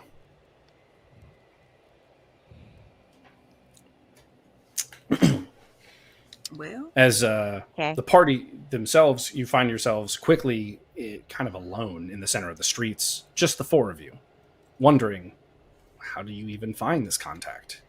You weren't really told anything past that you need to talk to them. And for the first moment in a bit, the party is all together, if you would have anything to say to one another. Oh, just like looking around at our new surroundings, just like we always find ourselves in the strangest places. mm-hmm. That crash seemed a little too strange, didn't it? Like it was orchestrated, like something caused it. I feel like that wasn't an Something- accident. Whether or not it was on purpose, I'm not sure, but it was definitely caused by something. Little, I think a the little best too way to put it. coincidental. I think the best way might be that, yes, it was on purpose, but it's this place that might have caused it, not any other machinations of anybody's mind or plans to purpose. Environmental. Aye. Something straight from the firmament that's around here. While we're here, I do have to say, Epsilon, all of this, the feeling, all that was this, when I looked in there, that's what it felt like. It was little baby you, surrounded by darkness, trying to literally take everything that is the light around it. I will say that when I said you're not okay, that's what I meant. This is literally what it felt like. I see there's a little vision of this little boy in the darkness. Mm-hmm. No. Anytime you've explored your own thoughts, you feel the little boy running around, excited to be a hero. I am not entirely sure what it is that you can see, and I don't know. I don't want to speak badly about your mother, but I don't know what all of this is doing on the inside. But you might be. I don't know. Maybe it's almost like maybe a prettier picture is being painted that you can't see. But I could see it, and it was very dark. It was Absorbing what you're saying. You were still happy in there, but you were oblivious to the darkness around you. That's the best way for me to describe it. And it tried to take me. I had to fight my way out of there. From the gate that you just entered at, you hear a voice kind of calling out, like something about, like, you hear Amber Veil kind of echoed, and it gets your attention, and you see a figure that's kind of gesturing you to come over towards the gate. I suppose Okay, I guess find out what that's about. let's see what's going on over there. All right. Do I have my little posse with me too? Yes, they are with you. Same with Lavender and Shawnee. They're all We gangs both got all posses here. now, Sequoia. Except for my people are like Deviltree or something like that. As you make it over to the person, he's like, "Are you guys like the ones from Amber Vale?" And he's like Yeah. hooded and keeping himself Did you out of say- like that direct like line of sight of the town. Who are you? Neophytos told me that I gotta come over and like talk to you guys. Oh, you're the contact. Yeah. Yeah, I mean, sure. What's Look, your name? not important right now. Besides, I don't like lingering around this town too much, okay? It's not really... We're not actually supposed to be operating out here anymore. Not since the new treaties. That's why Amber Vale is pulled out of this entire area. You're lucky that you guys don't, like, wear their insignias and stuff, but it's not worth it. Not for me. Hmm. All right. So- I guess we should go someplace that we can talk with more freely. Hmm. Yeah. Come on. Can I like insight this man? Of course, you are always welcome. I want to aura sight We're him as over here well. like I don't know if he's just like sketchy or if Adam just doesn't want to think of another name. I'm not sure. Right. He's just So, like, stop asking me for names. So we'll start Stop. with the aura sight. Activating your aura sight, it feels like the best way to describe it is it all of a sudden just feels like you went temporarily blind, as just like the world in this area is so like clearly the magics are alive. They are not some sort of just passive force that exists, and it's so much that you're just like, I can't see anything until you like blink your aura sight away. And it was such an overwhelming visual feeling, like staring into the sun at point blank range, like you're like actively Jesus like Christ. tearing up. Wow. Okay. Damn, what happened to you?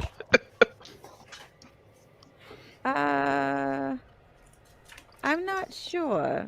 I don't know whose aura I just saw. I feel like I felt everybody. And let's see here. As far as insight checks, who all would like to roll on an insight check here?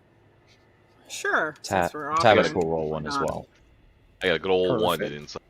The number to beat is a 10.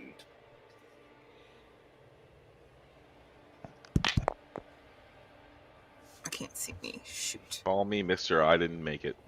Dang. Wait, what is it? So I Oh, got 10 is no, You know I'm everything So- about him. I can't see the- the number.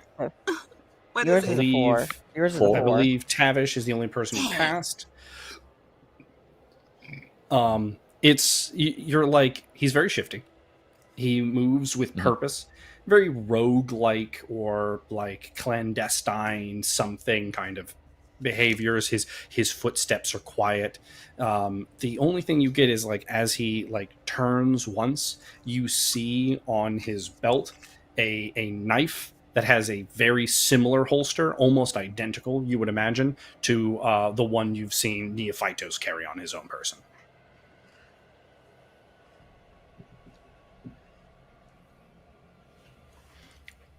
His facial expressions and motions, though, give you no evidence towards his actions. Okay. So come on, guys. Like, are we going to talk about this or not? Yeah, let's go. lead on, lad. He leads you a little bit outside of the town. There's like this small little like shack kind of area that he like lets you into, and it's very cramped. Like it's so cramped, in fact, that Colbjorn just stands outside and is like, "I'm not gonna try." Oh, damn.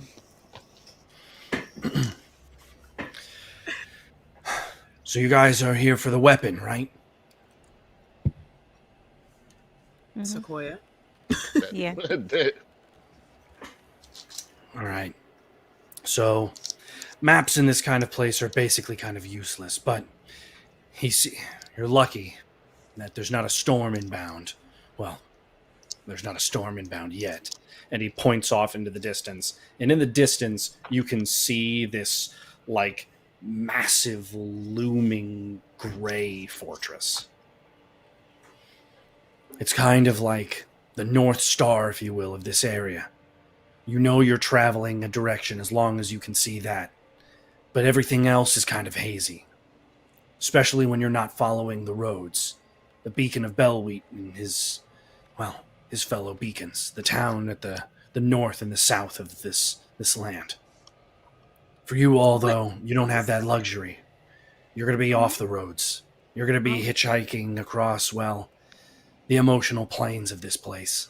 And believe me, it's going to test you guys. So, a couple things you need to know about the Twilight Veil is it's going to attack you with everything it can. It's going to treat you like a virus. I mean, it already has. And it's going to use you to do it. It's going to bring up things that you don't want to think about. Doubts, insecurities, regrets. It's going to twist you until you're unrecognizable, so keep that in mind. Illusions, visions, tricks, all sorts of things. But there's an important part to remember, and that is, even though everything in the Twilight Veil may not be real, it doesn't mean it can't hurt you.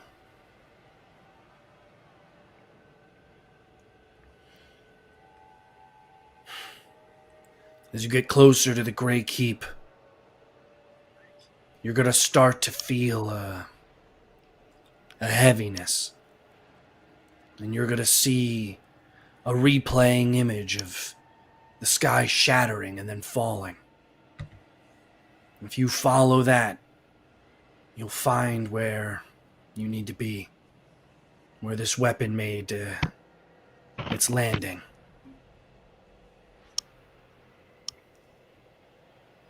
All right, well, that's sadly all that I can do to really help you guys.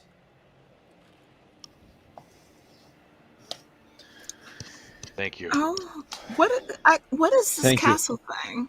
That's my only question. We're not going towards that. You said we're going somewhere off road, but what is this castle in the distance?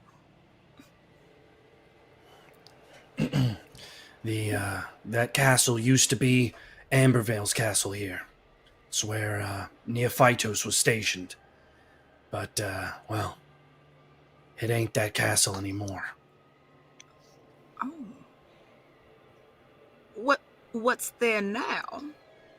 What a cryptic answer. Well, I haven't been to that castle, so who knows? But I wouldn't go there if I could avoid it, and I do. He kind of like looks around for a bit and then like looks at Sequoia and goes, "You gotta make sure you listen. I can tell there's something this land wants you to know. It's trying to talk to you. So, I've heard it. I just wasn't sure what I was hearing. We need subtitles. well, keep your ears out. Because chances are, if it tried to talk to you once, it'll try to talk to you again. What I do know,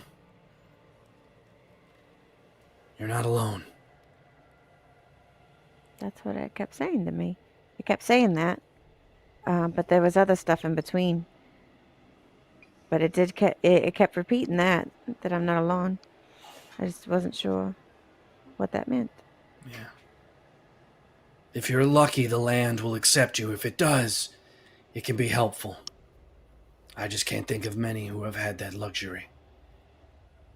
Anyway, I've got other things I've got to get to, so...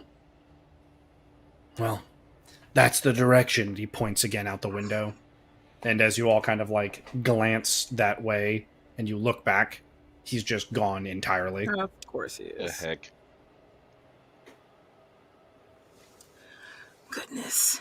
Now see. That one what has he learned said- well from his master.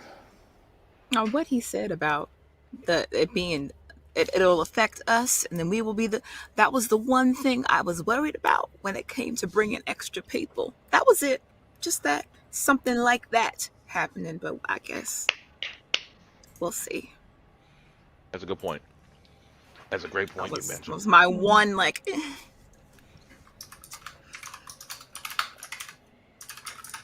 Okay. Was that in character or out of? Hmm? Was that an in-character thought or out of character thought? Oh, Just that was a making certain very in before I character respond. thought. That was a very in character thought.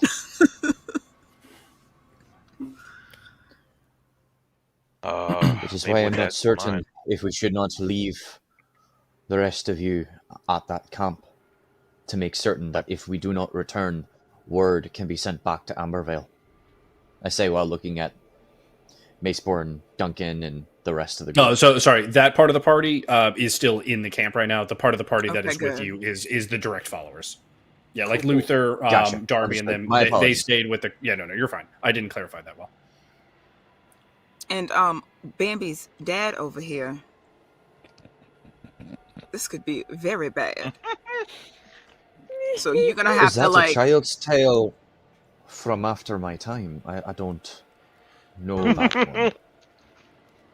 look. We never saw his father, so we don't even know what he looked like.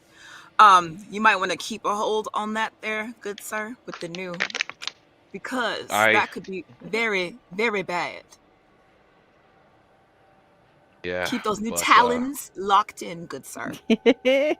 Like grab my hand, just thinking about it. Okay, will do. Should get moving soon though. Yeah, I'd like to get going because he wasn't wrong. As Shawnee points out the window, and you can see the sky is churning darker and deeper colors, and it is directly the path you need to go in which these clouds Of course. begin to gather. Of course it is. As he didn't Almost even as say if what the kind land of storm. itself is challenging the party. So I have to Didn't ask, even say what kind of storm, and now I'm afraid I should have asked what kind of storm, because clearly it's not your normal storm. But are we heading back to town to grab the other heroes, or are we heading out from here, Sequoia?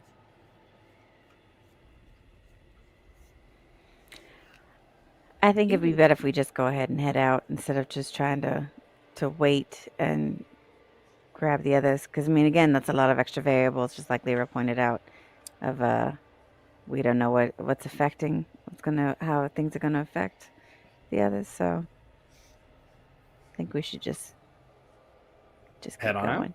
Perfect. The party heads out. As you walk this stormy, wet, gloomy, dry, hot, freezing expanse, okay, it feels like every Whole 10 lot of feet you contradiction. have an entirely different interaction. 1 second you're shivering and pulling your capes and cloaks over you to take 10 more steps forward, and then just be roasting in an inferno of 100+ degree temperatures.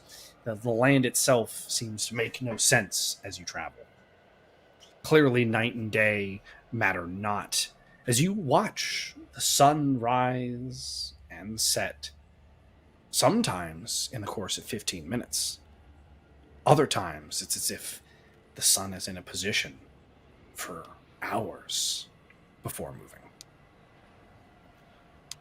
And on this note, we're going to go ahead and roll a resist magic. A resist magic for our good old party here. This is that a thing? Rolls for Tavish. Right? Oh, sorry, my bad. I was just thinking back. I was like, it's under your constitution. Has it always been there? And we're gonna roll that. This is at a -3. Has that always been there? And Is that new? the number to beat is 12. Number to beat is 12 at a -3.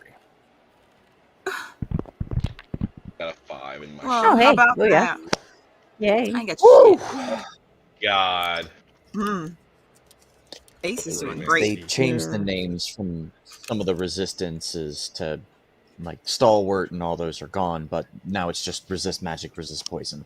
So they're there. It's just renamed now.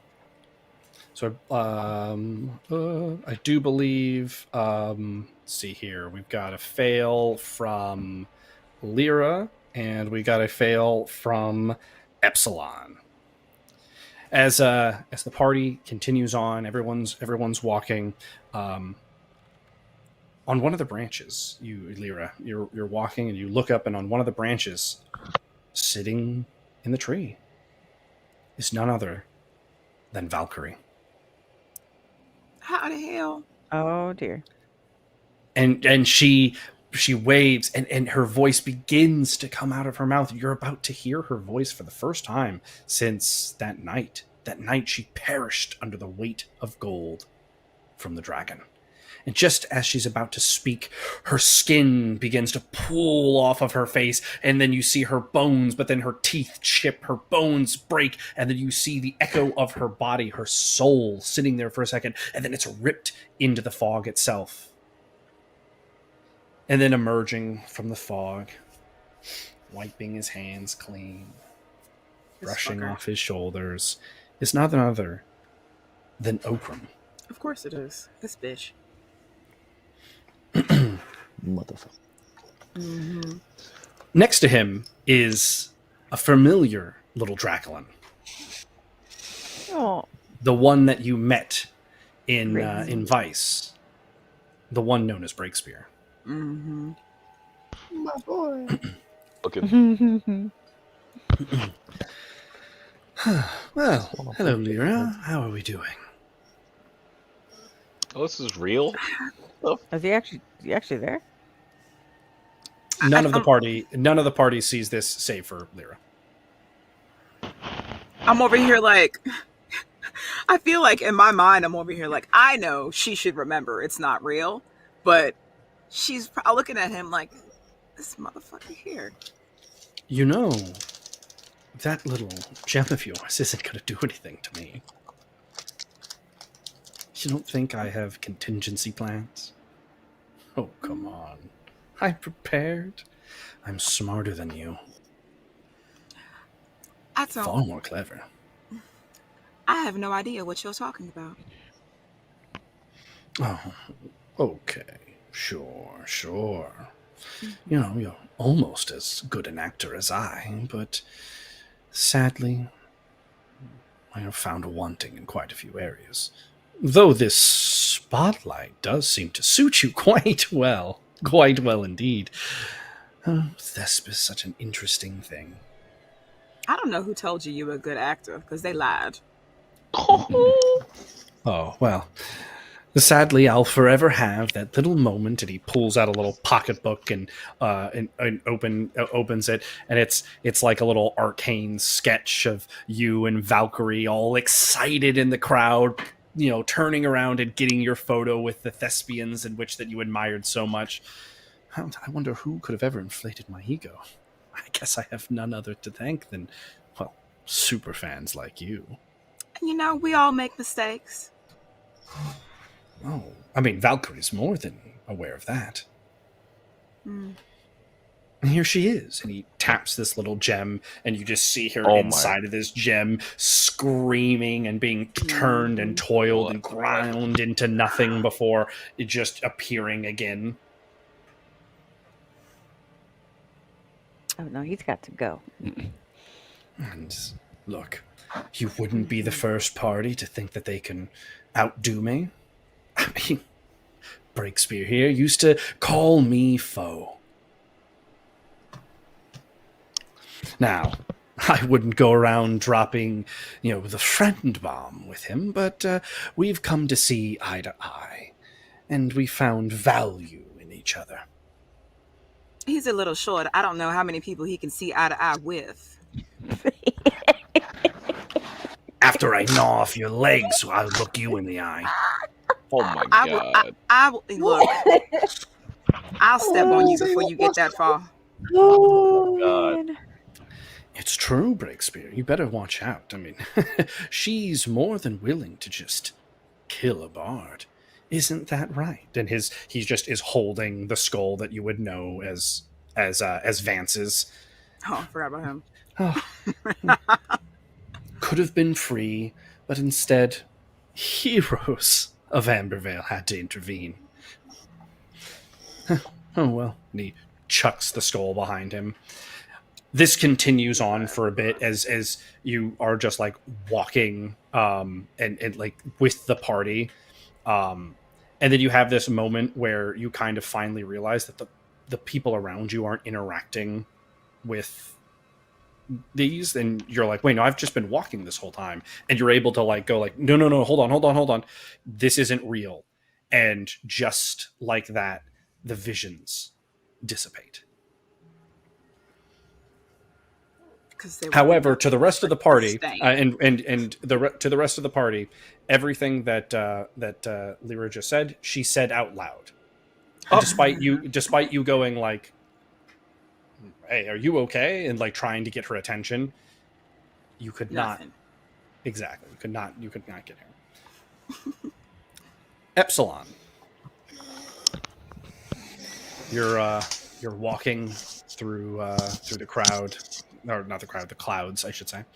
And all of a sudden, like you pass by a tree, and then there, just in front of your path, with his back to you, staring over his shoulder, is your father. I mean, fuck him. No matter how many times you try to like take steps forward, following the path, you see the party around you. You can never get closer to him. He's always just ahead of you on the path, disapprovingly looking over his shoulder. And then you hear Darian's voice pierce through the fog. It didn't have to be this way, brother. Look at you, falling even further into this darkness, this treachery.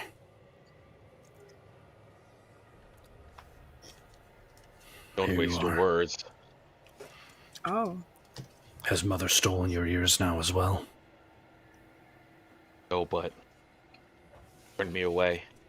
So no need for your advice now. Oh. Have you fallen so far that reason now holds no place in you?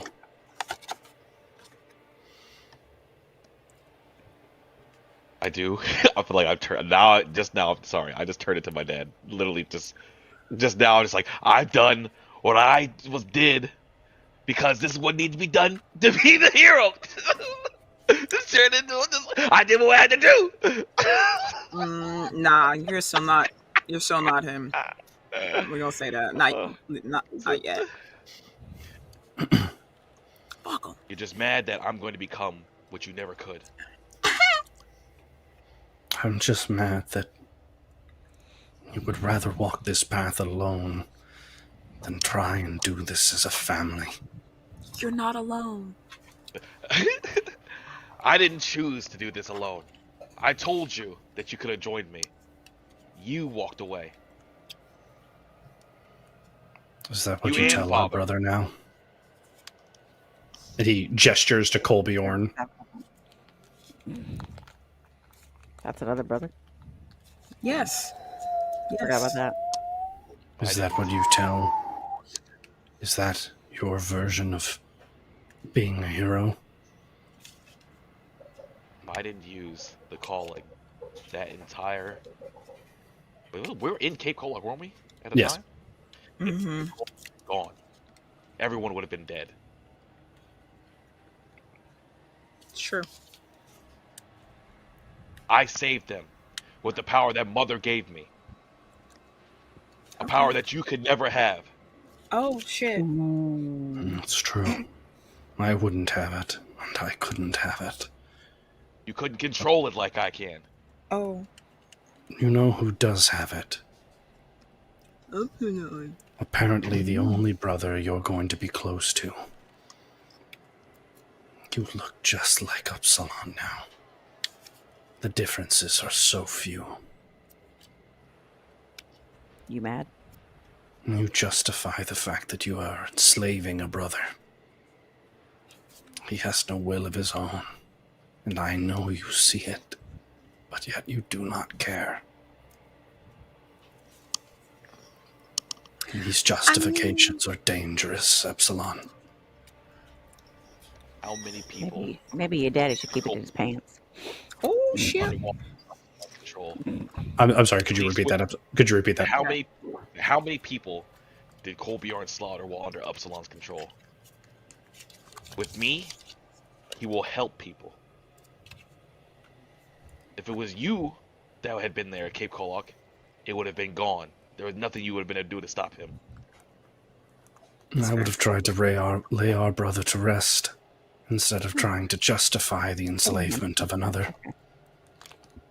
He would have turned you into so many pieces of meat.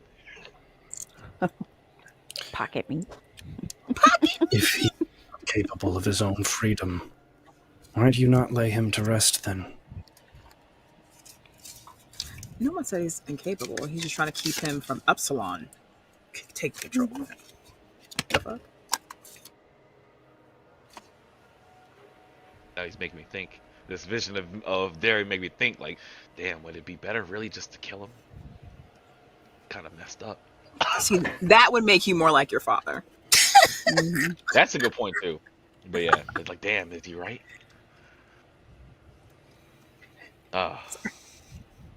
When this is all over, our brother will be alive, and he will be free. I guess we'll see. Power's not so easily relinquished. I just pray that you do not become truly like Upsilon. Though, I don't know if that's possible. Well, if that happens, then my friends will be there to stop me. Or, I wish you would have been there for me, but just like so many of our siblings, you will lay them to rest, like Upsilon did.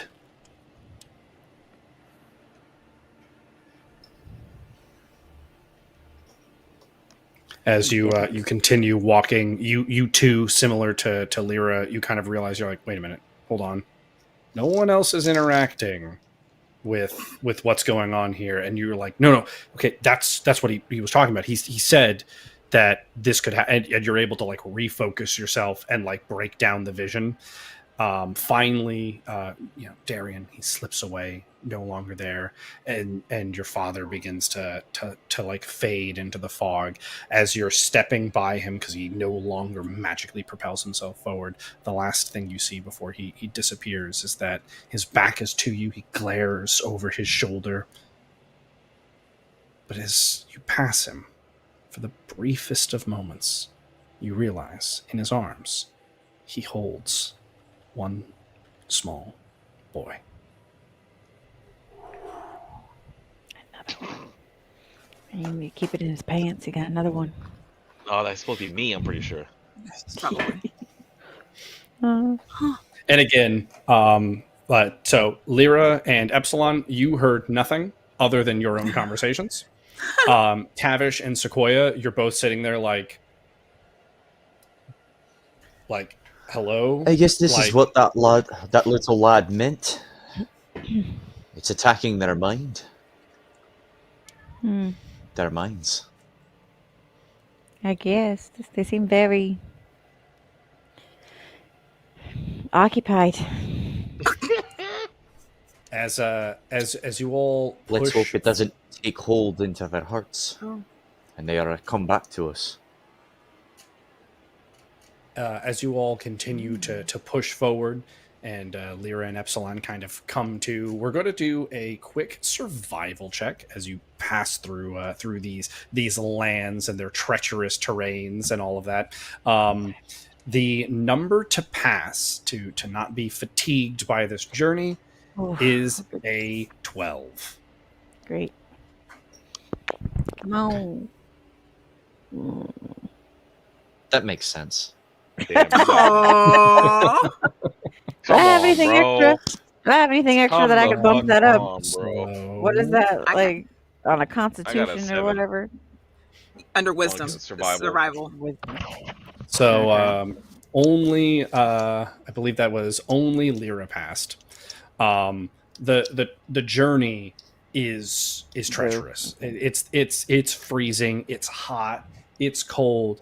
Tavish, for you, it's not these things, these more mortal feelings that get you.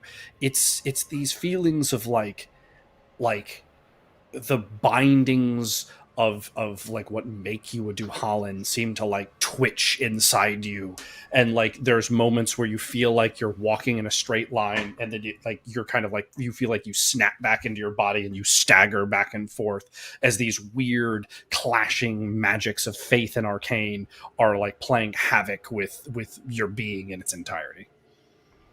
Gotcha. I also want to take this moment. Mhm. I'm so sorry. I forgot to do No, this you're earlier. I'd like to take this moment to roll those 2d20 that I'm Oh, supposed to have. yeah. Yes, And then That's what I was saying. That's what I was like, saying. I even mentioned it. That's what Before, I was saying yeah, earlier. forgot. I was like, did you ever roll those? So we're gonna roll You were like, 2d20 yeah, I was for like, oh. Tavish real quick. These are his stored dice. And Tavish. Let's see him. Beat you up. 13 Not bad.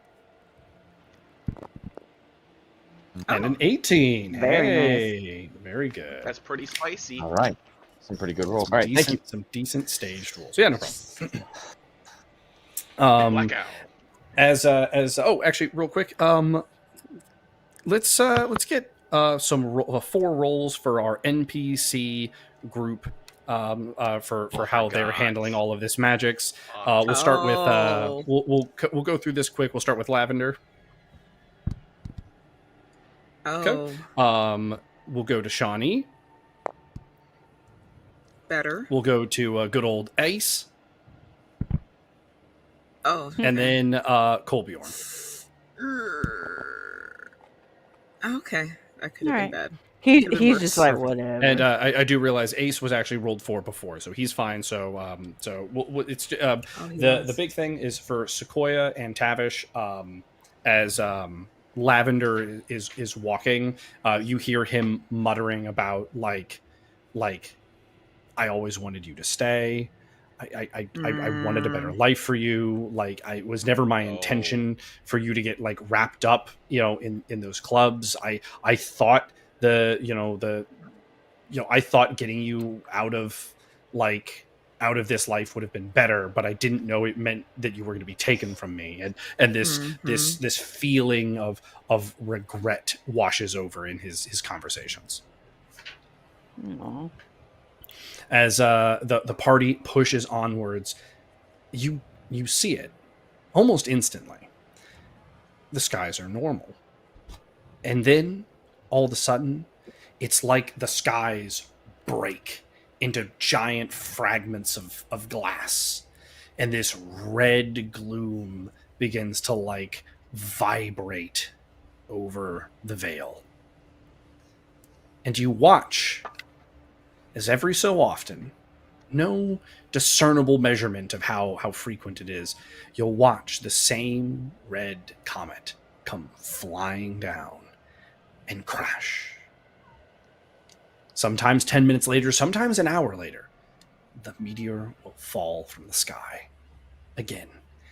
Each time it's climactic, and it is violent, and it is oppressive in its nature, this explosion, this shockwave that rips over the land. Though it seems to be more arcane, like reverberations than anything. Doesn't seem that it affects anything, actually. Just as if this is a scar upon the land, doomed to repeat itself. As you continue moving towards your destination, where the sky falls again. As you continue pushing on, we are going to have good old Sequoia and Tavish roll another resist magic. And this time, however, as the feelings are becoming pressure-inducing and violent, this here is at a -6. Damn. Shit. It's a minus And it's 6. still... Still a 12 12 to beat. Gotcha.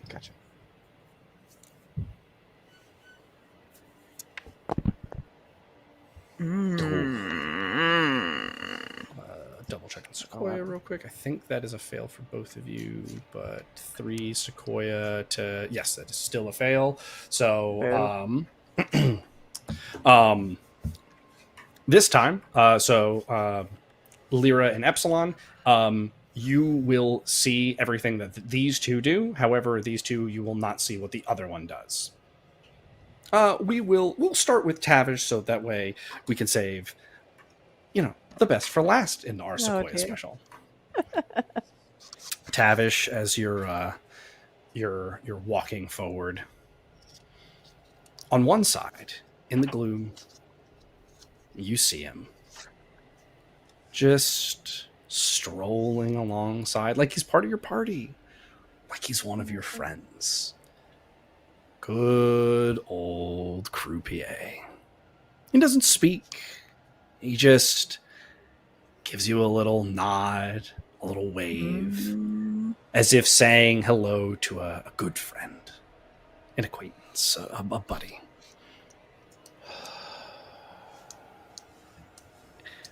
The ground, though. I'm sorry.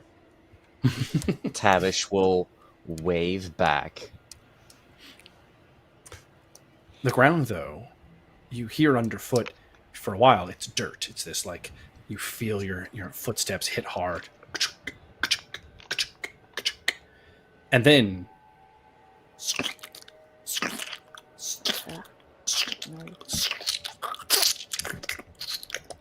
and as you look, there's this gross goo sliding and slithering along your path before just down the road you see a small boy reach out. And as the fog parts, you see his face. Young Master Mervis. It's right there. Little ginger boy. Master Tavish, why did you let me go? You knew I wasn't ready. I wasn't a hero like you. I was just eager. It's fucked up. Damn. So cruel. I wasn't ready for all of this. Go ahead. I know you aren't lad, but sometimes the only way to test the steel is to put it in the fire. He was right, And he looks over his shoulder, and like his head's off to the side, but he like corrects it up onto his body and like kind of gives it a shake and like make sure it's like balanced on there as Draven wraps his fingers over young Master Mervis's body. He's not wrong. I could have kept the boy safe. He would have been much better off in my care than yours, evidently. He would not have been himself. You would have experimented on him as you had others. 'Cause he's himself now.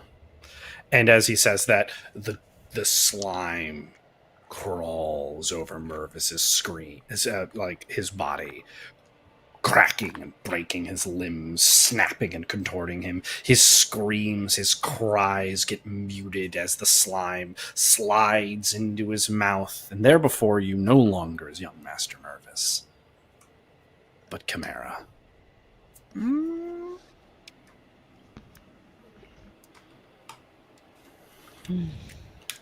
And the moments he got to be himself, it was the best of himself. Could you have said that you could have brought that out of him as well? Or have you just turned him into something that you can order around because all you wanted was for everyone to do exactly what you wanted? A feeling you know all too well. Or are we forgetting how you, got your No, crown? we have not. Forgetting how I got my crown. It is why I'm the best to say that others have to make the choice for themselves. It's why your freedom robs each person, each life, and each soul from the ability to choose for themselves. I just have to write what has happened to Mervis. Something that you would never stop to think to do. Perhaps you're So right. do not. And since you're just a figment of him, you know that it's not true. You know that I speak the truth. Be gone, But foul but spirit. Pico and Tough Spirit. Ooh. But I also do know, Tavish, that if you could go back and make different choices, and if you could have controlled his actions, you would have. Because you'd know he'd be alive. And Draven ceases to be. Chimera walks with you for a time. Croupier just seems to watch, musing over the situations before again giving a polite nod and fading himself into the fog. I'm sorry you ended up like this, Chimera. I truly am. A tortured existence such as yours is a curse. I hope that you and I find each other again, so I maybe rid you of this curse.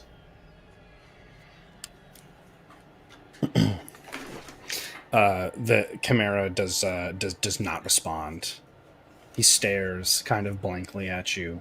Every once in a while, his head will kind of like creak over to a side as if confused or listening. But he doesn't speak. Tavish would try to put a hand on Chimera's face as like a comforting gesture and like pull his head to his, be like, I'll find you soon.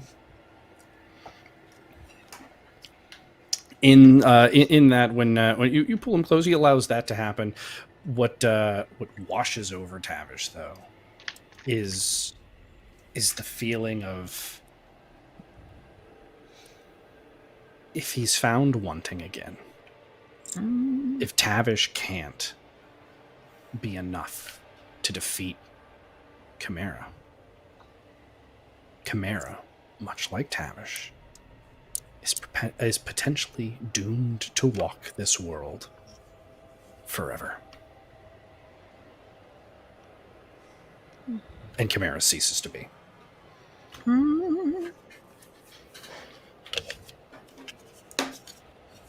Tavish, again, you kind of have that moment where you're like finally able to like connect like reality to thought and bring yourself back to like I just watched my party go through this. How have I like the magics around are far more intense than you anticipated.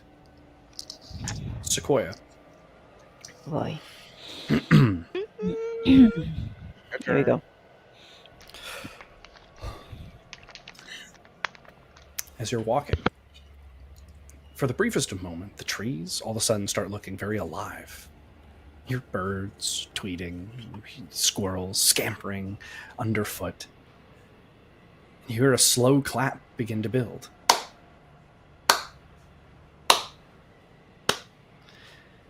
A man in amethyst armor looks on you from down the path. On the other side of the road, he gestures to the other side of the road, and on the other side is none other than the shrouded whispers, Gabriel, that you've come to know so well. They both clap as you get closer and closer to them.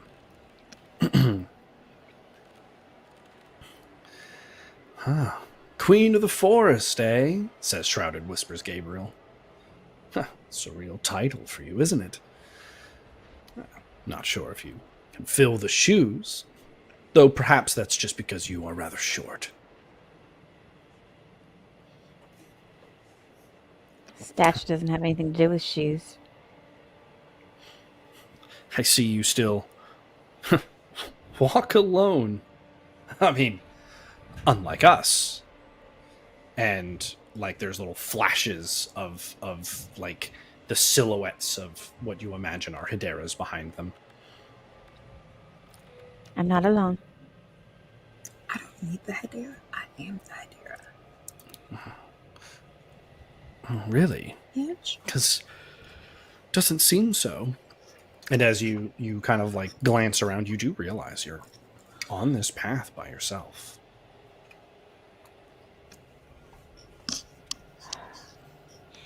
I'm not alone. Hedera is with me. Hedera is with me. Oh, that's true. That's true. The amethyst clad one, like juts in. I mean, you did basically consume your mother, so of course she's with you. I didn't consume. She gave up her essence for me. You're right. My apologies. I didn't mean to be so crass. Much like that Chimera fellow, you absorbed someone else into you. You wouldn't know anything about that. The Shrouded Whisper Gabriel looks over and goes, "Do I not?" And he like pulls off like the chest piece, and you see like underneath his skin pressing up, you see the Gabriel you used to know, like what's going on? And then his like rib cage reforms and presses him back in, and he rebuttons his garb and straightens himself up. We're alike, the two of us. We're not. Okay. You took him forcefully. He's scared. He doesn't want to be there. He tried to save me, to defend the forest, that you attacked. We're not alike. You destroy. Oh, you don't even fully believe that. I can tell you don't fully know what to believe. There's been so much. I mean, you forgave Anguin after all. I mean, you saw inside his head. Your mother was a bit of a wild card. I'm just saying. You know it all too well. I mean, what is it after everything that her and that party at Ambervale went through? I mean, you've seen the remnants. You've heard the rumors. All of them turn tail. And I mean, you can't expect me to believe that heroes of Ambervale could be so led astray as to betray somebody that didn't deserve it. Right? They turned on her to save themselves. She did what she had to survive and protect herself and her forest. Well, safe to say then they're not And quite heroes. And the others were brainwashed by you. By me? You and your Hedera. You How were the could one. I have brainwashed them? You were the one that brainwashed Anguin and convinced him that my Hedera was evil, was wrong.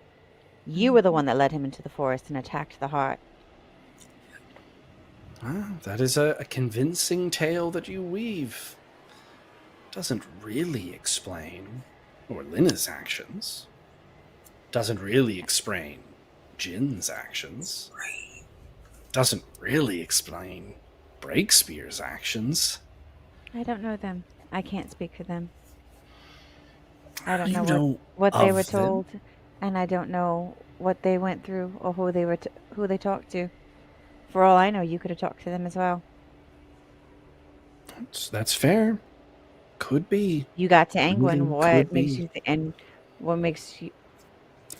How am I to believe that you couldn't have convinced someone else of your lies when Angwin was supposedly such a high, whatever he is? Mm. That's fair. That is fair. However, that slippery snake isn't exactly known for telling the truth. And if I'm such a master manipulator, as you seem so convinced to say, I mean, who else have I talked to? You know some of your would-be friends now, those who are not here, by the way, or have seen me. Maybe we've talked in hushed tones. Maybe we've Maybe you met. have. I don't know. I can't speak for anybody else. I only saw what Angwin gave me of his memory. Yeah. Only That's what the he only- let you see, yeah. Well, I don't pretend to trust him or completely agree with what he says. I forgave him because Hedera would have wanted me to. Because that's what she would have done. that's fair. You know, your mother was always big on seeing the larger picture. So, well, it seems my time is running just a touch short. So, I think I'll leave you be. I've got some scheming to do. We'll cross each other's paths again. I'm coming for you.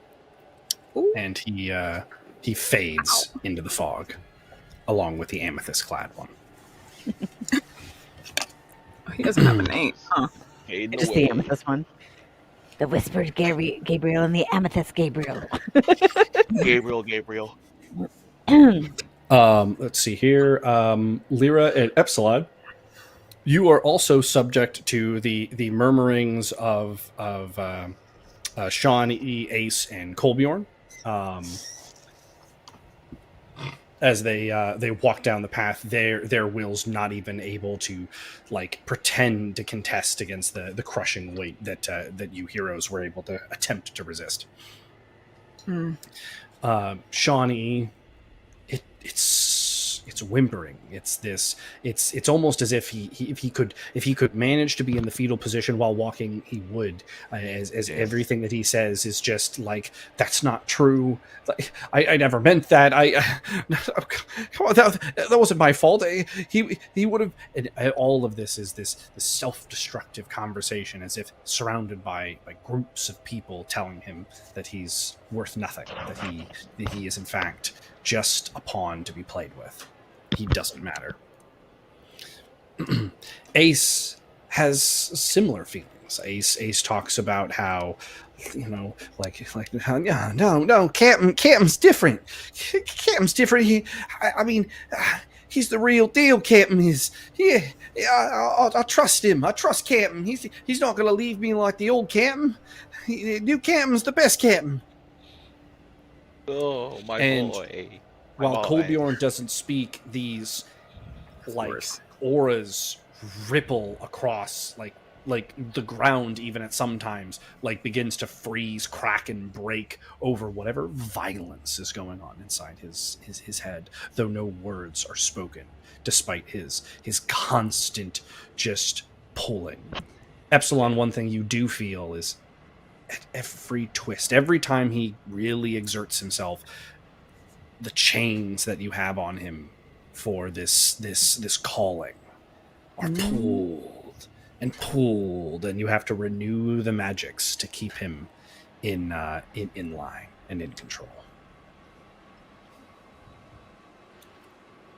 Okay. Ay. Oof, my boy. Can I This- try to Hmm? I was like, can I try to interfere? Like, I mean, like, can I try to like dispel the magical effect, basically? you're always welcome to try. We will do a study arcane. You will roll against. So the number to beat. Let's see here where you are. It's going to be a -12 to this roll, and you need to beat a 18. Yeah, that's a hell no, is what I think. That's a hell no. Boy! God. You might have just made that worse. He's like, I take it back. So they told me how this just doesn't work. I'm like, wait a minute now. Let's get a calamity. Let's get a calamity roll. High is good for the party. Low is bad for the party. There's some shenanigans. Oh my god. Oh, okay. Hey, that's It's pretty not good for terrible. us. So Okay. it's objectively, and again, good is in a scale. Like 30 just means the least bad thing is going to happen. It's not actually good for you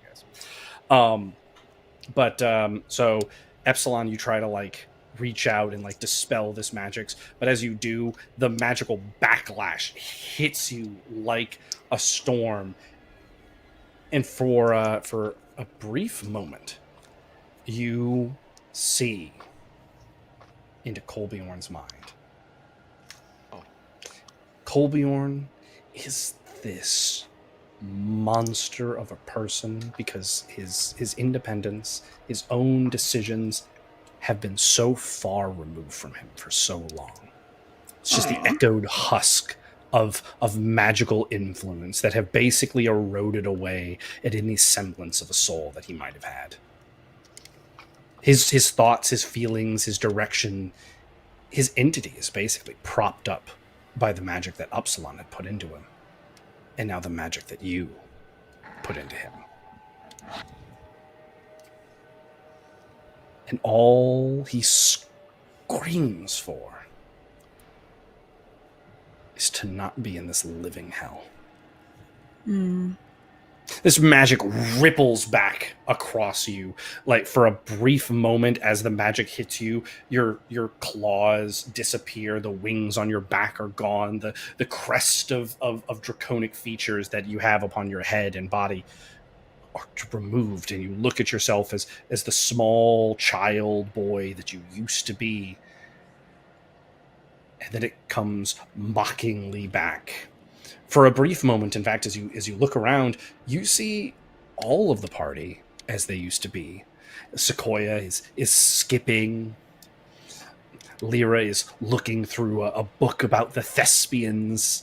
Tavish is skin and hair and is like moving elegantly through the down this path as he looks hopefully into the future before it all comes crashing back to the somber reality of what it is. You see Sequoia arguing with things that aren't there. You see Lyra still kind of shaken from whatever she saw, an amulet clutched in her hands. Tavish solemnly skulks. If you could see his face, you know it would be in pain. His head does not sit high upon the rests of his shoulders. Ace and the rest of the companions are crying or squabbling over something that they see inside their head. But all of this falls numb on you, as you feel like an armor creeping around that in which that would give you vulnerability. Your inner feelings of darkness cocoon yourself from these feelings. And you realize that all of that weakness is just potential failure points. At this point, Colbjorn is a tool. He might not be able to be a hero on his own, but if you can make him into a hero he'll still be. Ace is a follower, and again, he was a criminal. He was a criminal trying to do harm to the world, and now he is a servant of good. That is the power you wield. you wield the power to make people into what their potential truly could be. They just have to accept that you can make up for their weaknesses. And you continue walking forward.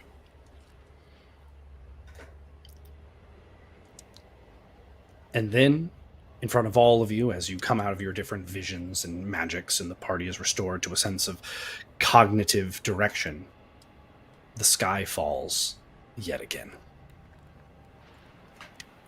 As the meteor hits into the same place and you crest over the crater, and you can see down into this small hobble of a home, really, at the epicenter of where this meteor lands. As each of you make your way down this cratered expanse towards this small home, domicile maybe,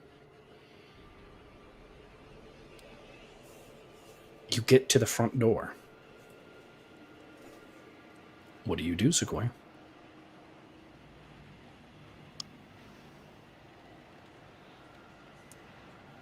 I guess we go in. Do we knock? I mean, like... What do we do? I'm over Let's try here knocking. like, Let's try knocking. As you knock and the door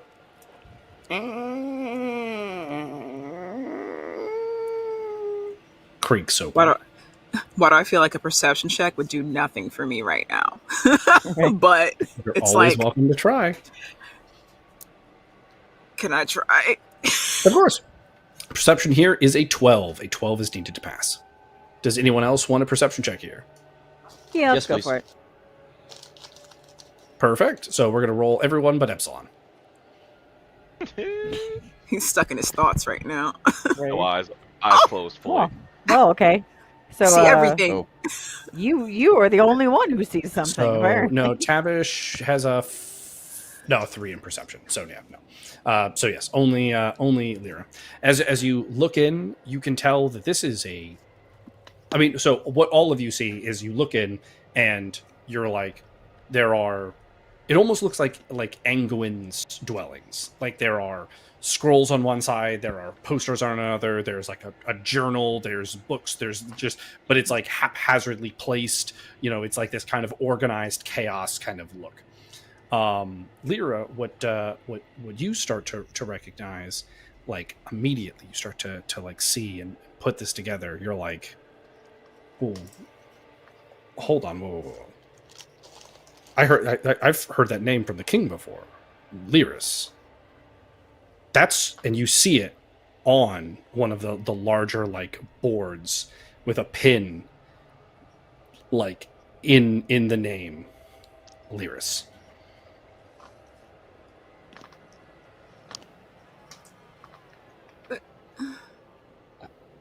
But I heard him say it. I heard him say it to, what's his name? So I'm over here like, I know I heard him say it, but we were there. I heard him say it to Tavish. It's like I heard it. I'm like, okay. Yeah. I'm over here like, what is it? Just a paper? Is it a From that's what caught your eye, is that you're like like from where you are, you can't like read everything because they're at the doorway, but on one of the boards you see Lyris. Mm-hmm. So I feel like I was trying to turn to Tavish like, so that name that the king called you is on this paper over here. I don't know what it means, but I'm gonna tell him that I seen it.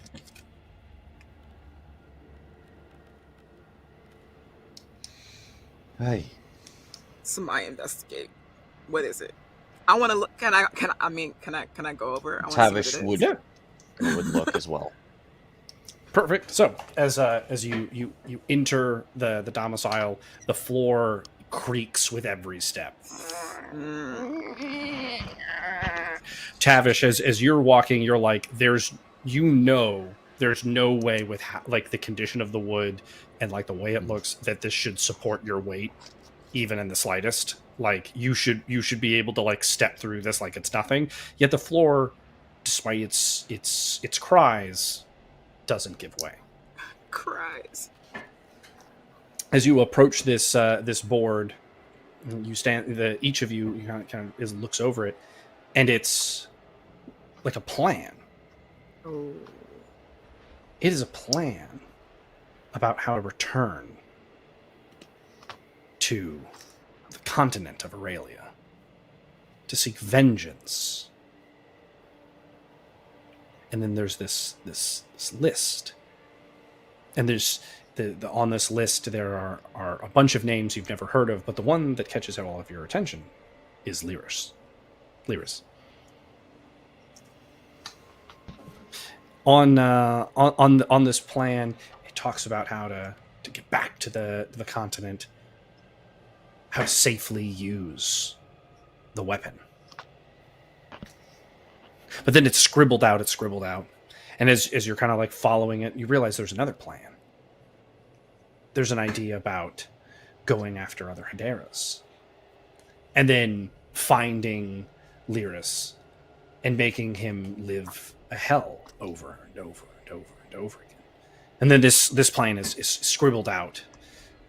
And you realize across this room there are just droves of plans and contingencies, some about names and entities that you've never heard of, some about scattered talks about Yapata Daphos, about other Hederas, about ascension and like reclamation. There's talks about Gabriel's and a name that seems to not be erased by ink or paper or pen, but as if removed entirely, similarly to the names that exist within the Shattered Pantheon. And it seems to be all over these pages, though often mentioned next to Yapata Daphos. I feel like I want to look around and see if I can find anything else to figure out whose house this is. You turn around and there's a figure in Of the course. doorway.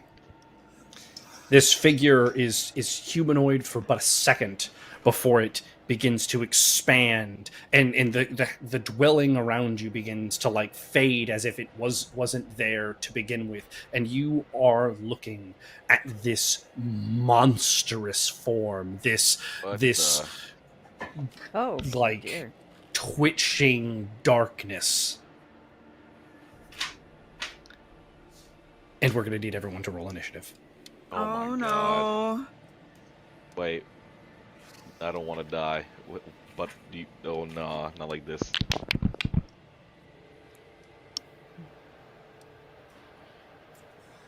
Oh. Here, 13, 11, 9, 7, 5, Ace. How oddly, like, evenly spaced out. Epsilon and Lyra. Perfect. Oh dear. The creature begins to, it lashes out with a massive like energy resonance that seems to split both the arcane and magic. So we're gonna have everybody roll a resist magic. Okay. So this is going to be a resist magic. If you are a, let's see here, let me double check which one it is. I believe it is a follower of Polly. It's You me, will baby. have a +5, +5 against this roll, as it is coming at you with Stygian force. I didn't even think Also- about it. That might be the I only think reason that- why there's light still in my soul. Is because of Polly. Look. Does that mean can I What's can up? I use that? Can I use Use that? It's Do you have Polly? it's polypath. Yeah, if you have the Path of Polly, you should have Cool. a +5 to Stygian, so you'll have a +5 to this roll. Yeah. The What? number to beat is 10. Okay. Yay! Go Okay, me. I did it. Damn. No, Ace! So I didn't look. I didn't even make it. I didn't even make it. Ace is so Ace and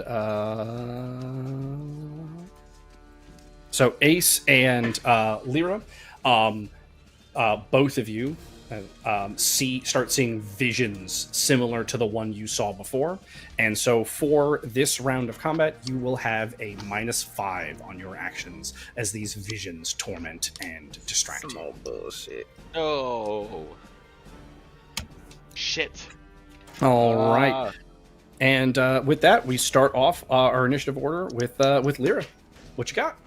I'm first. The highest makes me first. Why does that seem backwards? I mean.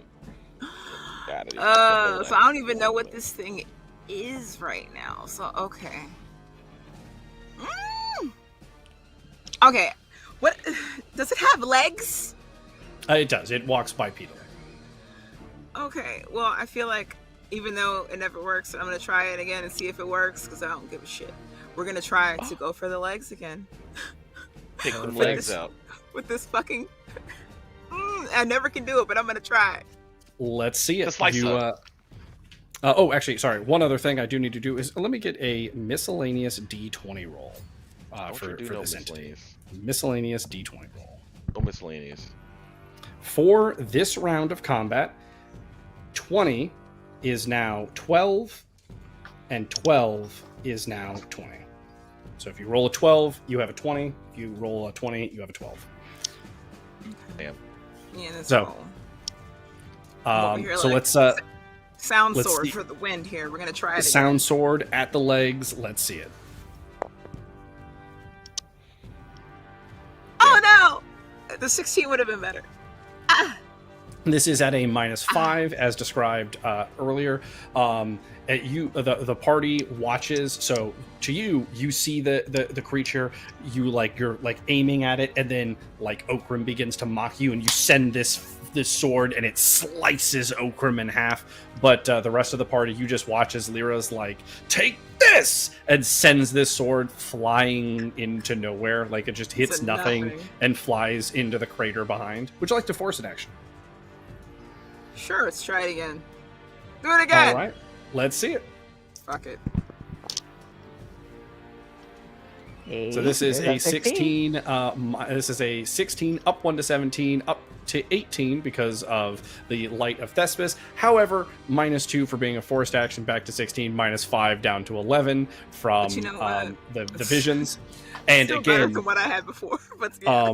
a blade fires off into to Lyra. Again, you snap and you hit another one of these targets that are mocking you, but the rest of the party watches as again she just sends a sound sword flying off into nothing. Epsilon.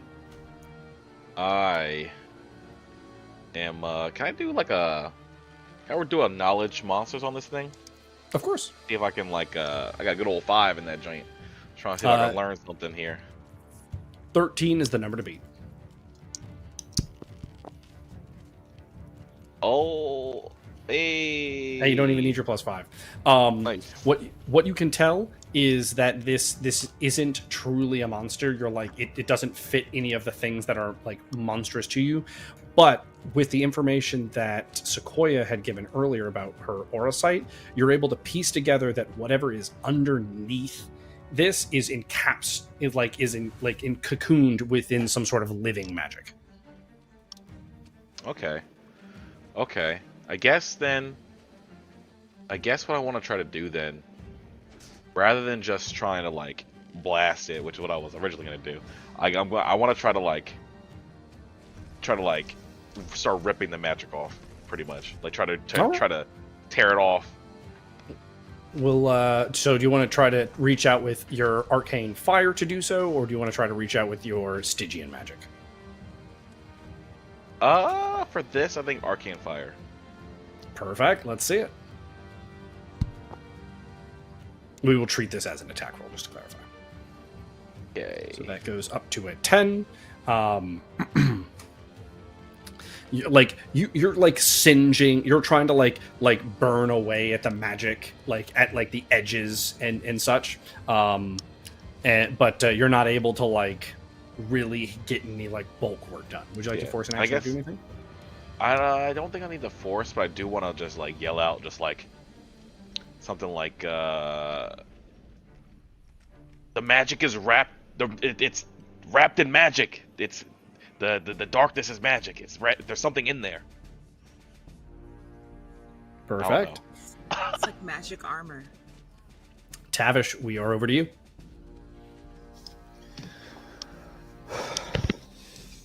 I think I am going to pull the Grey Blade, and I'm going to go after it and just go for a swing, and kind of say, "You're looking for leaders, and here I am," and just go for it. Oh. Perfect. Let's see this attack roll. Oh, Would you great, like that's to terrible. master? No. Doesn't he have those rolls that he stored? That's what he said. Do you want to use your 18? Mm. Yeah. Well, no. So for this, he would have to use a mastery. Now he could use one of his stored rolls for his mastery roll, but to get a reroll, he would have to mastery. And I've only got one of those. Well, might as well. I will use the mastery, and then I will use the stored 18. Perfect. So as Tavish, like you watch as like Tavish is swinging, and like at first, like his swing like isn't going to like land home, and it's like Tavish is in mid motion, able to like correct himself to a level that almost looks like magical in its own right, and he carves deep and down across like the chest of the beast, splitting open like the magical like nature of it, like, and it squeals and some of it like squirms away. Would you like to do anything else, Tavish? I think that's good enough for now. I think I put myself in a defensive position since I'm right, since I'm the closest to it. Fair enough. Sequoia? Oh goodness. Okay. Taking a look around, is there anything like natural materials that I could manipulate to try to shoot at the thing? Nothing like overly apparent, but like this land is magical in its nature, and so it's kind of you've experienced tons of elements along your way, seemingly randomly. Okay. So I want to try to manipulate the magic that is in the environment to try to bind the entity. Kind of like Perfect. Kraken. Let's see it. The nature side, right? I presume. Yes. Cool. Yeah. You're the parts that are like flying off from like Tavish's swing and like Epsilon like blasting fire at it, like they like as they land, they're attempting to like regroup onto the entity, and while you're not able to like grab hold of like the like limbs or things like that as he's able to break your hold, you're able to like start to scoop up and like grab like the little chunks of magic that are flying off of it. Would you like to do anything else? I want to try to see if I can still like strip magic out of him to kind of like absorb it myself. Sure. Maybe. This would be a forced action. Yes. Is that okay? Perfect. Let's see it. Yeah. No. Damn. Okay. Would you like to mastery? Damn. Yeah, let's go for it. Perfect. I believe you are.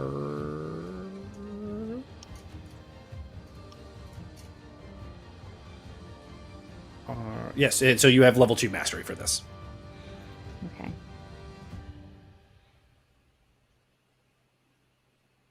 Go. Da-da. Oh. Perfect. You're able to start like ripping and pulling like some of the magic like off of this creature and like bring it like towards your direction. It's not like on you yet, but you're like it's like in transit. It's like being pulled like and brought towards you.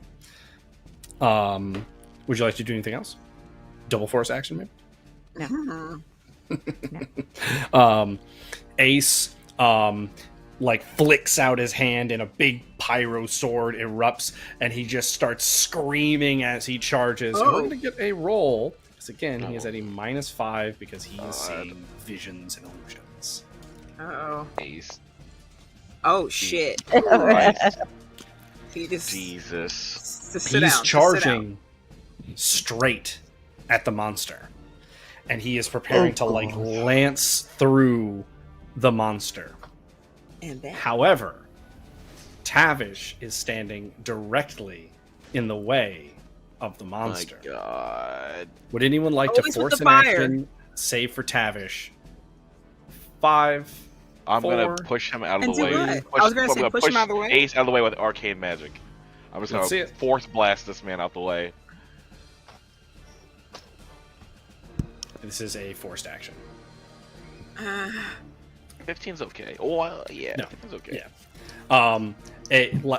Like Tavish, you at the last second, like you turn and you can't help but be like, he's just like Epsilon. Like it comes across your head as like Ace is like about to stab you He's in my the extension. back with a fire sword, like charging towards you, like die, you beast, for the captain. And then all of a sudden, like he just gets washed away to the side by an arcane explode, like pop and push, and is tumbling off to the side. At that moment, I'd like to go ahead and use one of the charges I have for arcane armor, which is 3 times a day. Add 1 to your armor bonus as a free action. Because, you know, people are just doing fair. weird stuff around here. That's fair. I'd like to live a little bit. Just in with- case. I'm gonna roll a d20 for our entity as it attempts to reestablish some of its connection to its magical nature. It needs to beat a roll of 10 to be able to take its full turn because of the party splitting off of its energies. It is going to be able to, and so it pulses out another attack towards the entire group with its illusionary based magic. So this is Stygian again. You are attempting to beat this time. To beat it, you need a roll of 12. Ease game. Don't fuck me. I got Okay, I 14. did okay. I Damn, did. Tavish, you got a lot of ones today. Oh man, bro. Why does the dice hate you? You need another new dice, man. Another one. Another new dice. You need a black gonna dice just to match start, your like, armor. rolling them You gotta- here at home and like holding them up to the camera. All of you 4. are feeling. Sorry. You're feeling the weight of this magic begin to bear more and more down upon you, but you're able to like shake it off, except for Tavish. And Lyra, you're up. I'm over here like, what's the point? Where am I? Where is he? You're in the same spot, like so. You're kind of like next to Hang on, Epsilon and Sequoia, staring at Tavish's back, staring at the monster on the other side of Tavish. I'm over here like, I feel like, she would still try to attack him somehow, but fuck. This damn sword never works, but it's gonna work at some point. We're gonna try it again. Let's see it. Throwing it at it I believe in eventually. you. If I keep throwing it, it'll hit at some point. Believe Oh my god! Oh my god. That shit almost crumpled Tavish's back. Tavish almost got cut in twain just now. Tavish, the sword blade Did the arcane armor. like whips by you, and you're like there's a little part of you that's like it just settles over you how lethal this attack is as it carves through the creature's leg, and a whole slump of its arcane nature like pools off of it. It's starting to try to like grab back to itself, but it seems as if it's like like with especially what Sequoia is doing, it's like regenerating and bringing its mass back slower. Would you like to force an action, Lyra?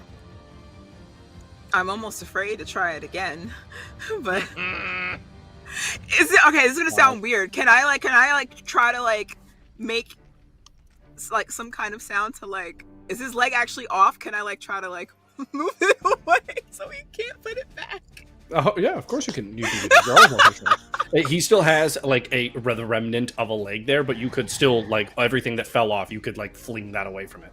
Right, because I don't know if he can reattach it or if he can regenerate it. I don't know, but we're gonna make it. Yeah, so we're gonna make kind of like an arcane force to like, or like a sound force rather.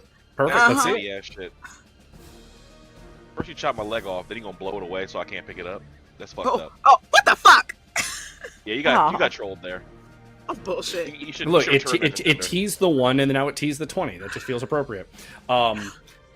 There's like this pop in front of you of sound, Tavish, and like the arcane Stygian nature of it is kind of like thrown off to the side, and it's like it's still trying to get back to the creature, but it's like off to the side rather than directly in front of it. Epsilon. Okay. It's me. I am gonna do some more fire magic stuff. I want to like just like project like 2 big flaming clawed hands. I just want to try to like just pull it apart pretty much. I dig it. Let's see it. Continue on with the magical assault. That's pretty nice. Except for it's a 12 though, isn't it? No. Wait, no, it's 12. That was for the opening gambit. Okay. That is not that is something that it has to be able to manifest, and it was not able to. Hey, baby. I was on as like 2 flaming hands grab like the chest and just start like pulling off the magics inside. You see this frail looking old man encased within this this magic. Would you like to force an action? What does this man look like? Like, does he look scared? Does he look like he's like trying to he fight looks us? unconscious. Okay. I think I get like 1. Let me check my perks. I think I get like 1 free force for my narrative. You should for the Slayer one, I believe. Unless it changed now. Actually, I'm reading and I don't think I see that. Oh no, I do, because I have -2 to my armor roll. So yeah, I want to just pull some more, just get him out as much as I can. Let's see it. Oh. Yeah, no, I'm gonna use that Arcane Annihilation Master? reroll. Yeah, reroll that shit. All right, we're gonna do his mastery level 2.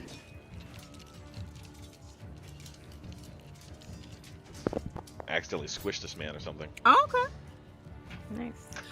The flaming hands sprout out other smaller hands from it and begin pulling more and more to the point where, Tavish, you could probably reach forward and grab him like neck and chest. Or you could hack it. It's your turn. My God, man. I got nothing to say. Neck, chest, pull out. Drop on the ground. We're going to roll. Let's see here. We'll call this a lifting. It's not quite lifting, but we're going to call it. You're kind of, lifting him out of this, hoisting, pulling, tugging, something along those lines.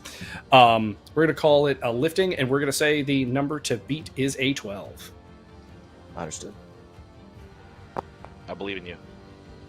Hey, You have a plus I got one, it. right? I was gonna say I have you a got +3. Oh, +3, perfect. So Hey. Yeah, was gonna say, I know it's either you got +3 or something in there. +4.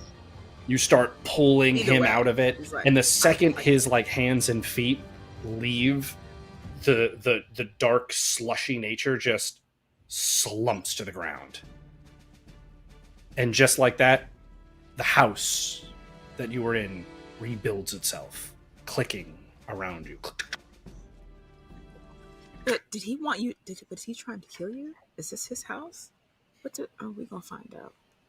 Laying on the ground in front of Tavish unmistakably to Sequoia, Hmm? is a Gabriel. I knew it. Freaking knew it. I knew it. Old ass Old man- Gabriel. Old man Gabriel. Who's Fucking- Gabriel? That's always my question now. Who's Right? Gabriel? Is Gabriel old man name? He lays there, and he's like, clearly, like, you've seen this face so many times, Tavish. He's past the point of truly being able to cling to life. Damn. He's beleaguered, he's aged, and you see that the last valiant efforts of a soldier, of a hero, clinging to the ends of the threads of life.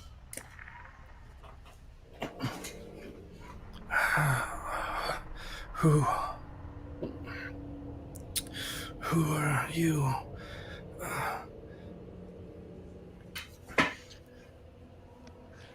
My name is Lyris Serk McLear. Oh. Oh shit. With what like effort he Yeah. can, he like is like reaching for the handle on his sword, but you can tell as he pulls on it, he just doesn't have like the energy to pull it out of its sheath. So I'm like, why are you looking at me? It feels Stay your fitting. hand, old soldier. Oh.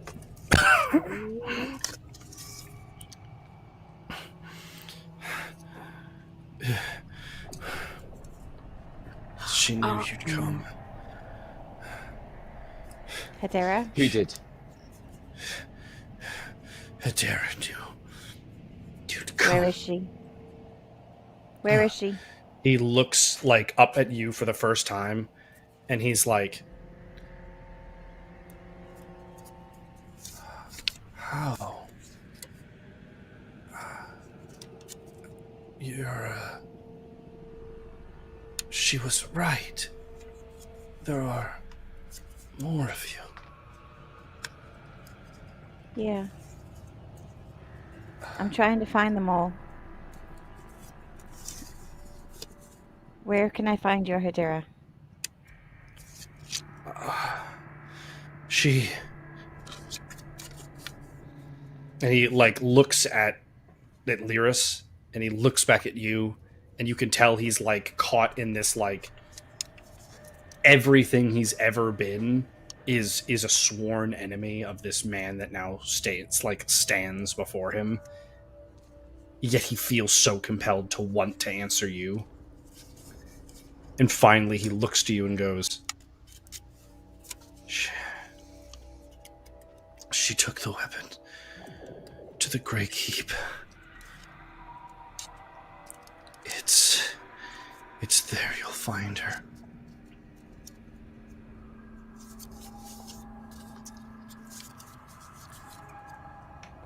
And you see another man. Tavish, this person, you don't see them at first because you're not looking this direction, but everyone else sees a man enter the doorway. A figure that some of you have seen before, Sequoia, you've seen quite a few times, is Shrouded Whispers Gabriel enters the room. I know it. Of course it is. Do we? Sorry, I need the slate recap, because we had reason not to like him as our other characters, but we don't really know much about him as these characters. The most you've seen of this character is in the visions given to you by Anguin, and some of the odd tales and stuff that you've heard around Ambervale. Though they seem muddled at best. It seem muddled at best on whether this person is truly friend or foe or where they fall. Though from the memories that Anguin gave you, he falls into the foe category. Okay. He comes in, limber my hands when he comes in. arms up. He grabs like his drapings and he shows that he's already disarmed himself. His knife is not on his possession. He gives like the little twirl to show that he has no weapons on him, and he keeps his arms and hands very visible to the party as You've he been following continues us? to approach. I was What are you sent, doing here? I imagine, for a very similar task as all of you. Sent by who? Now, I'm going to give you a moment of honesty, and I do hope that my gesture is seen and understood, as he keeps his hands up.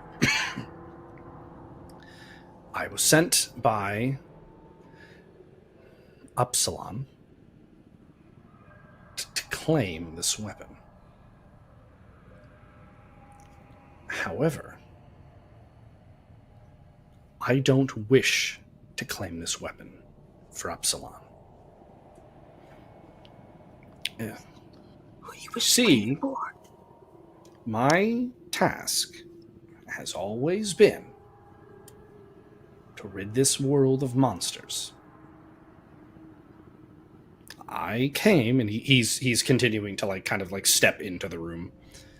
When he says that, I feel like I point my hand at him, like, Oh. because I feel like I think I know what he means already, so I'm just like, no. Tavish will also point blade at the chest of this Gabriel walking in. Like, don't you getting too Just close. kind of like, Sequoia's got her daggers you out. need to She's stay ready at least the length of my blade. He with his hands up while he's still talking, reaches over towards a pouch and very slowly opens it and shows you medical supplies, and some of which are things that could only have been blended from inside of your Hedera's forest.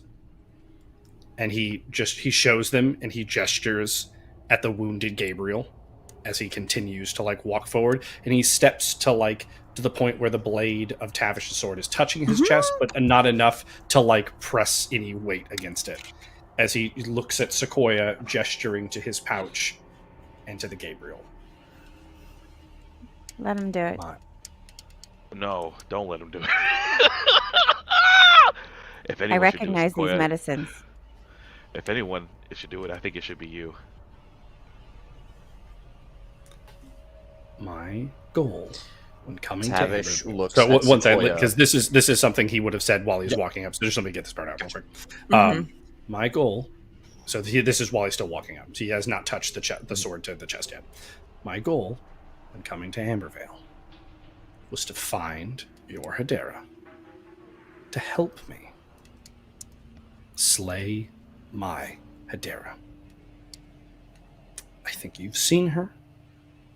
She is a Hedera that only knows to eat, to consume, to devour.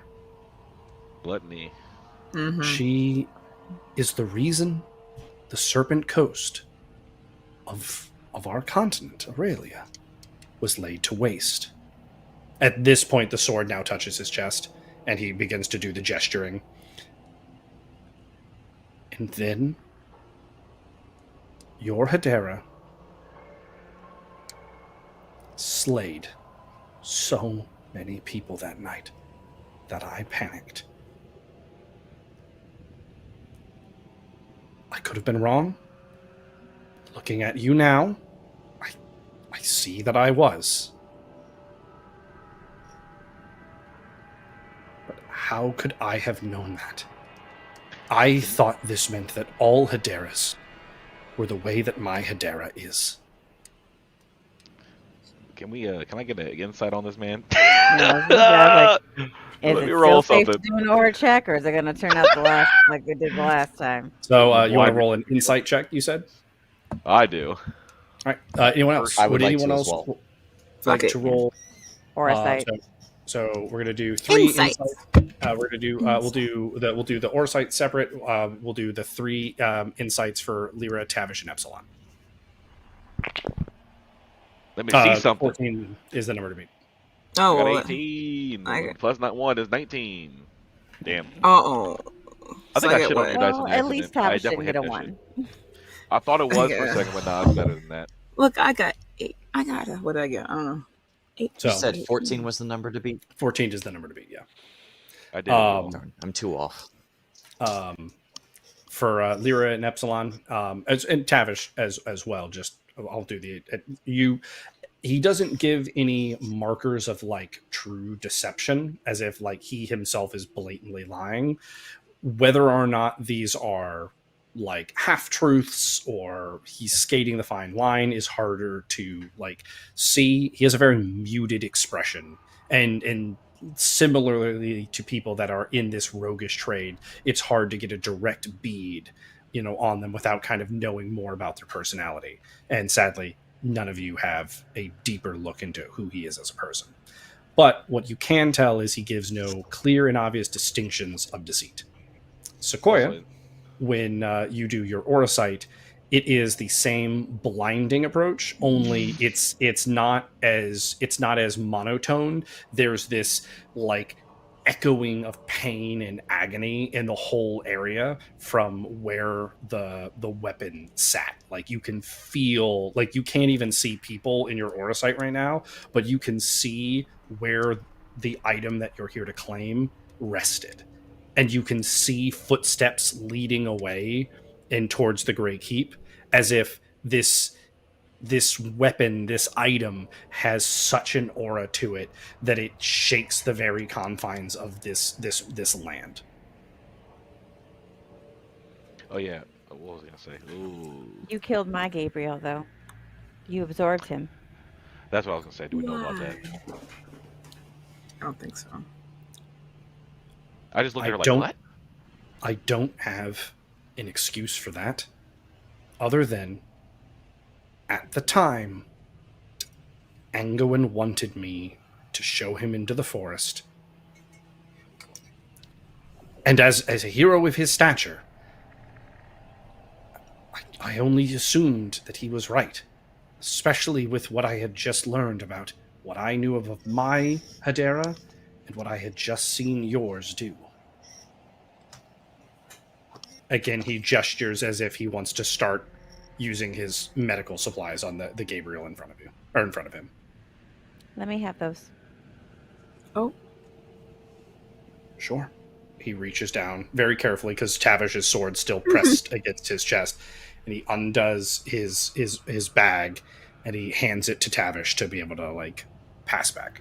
He's not going to throw it because they are glass vials. And Tavish will hand it to Sequoia. Perfect. Let's get a investigate check real quick. The number to beat is 16.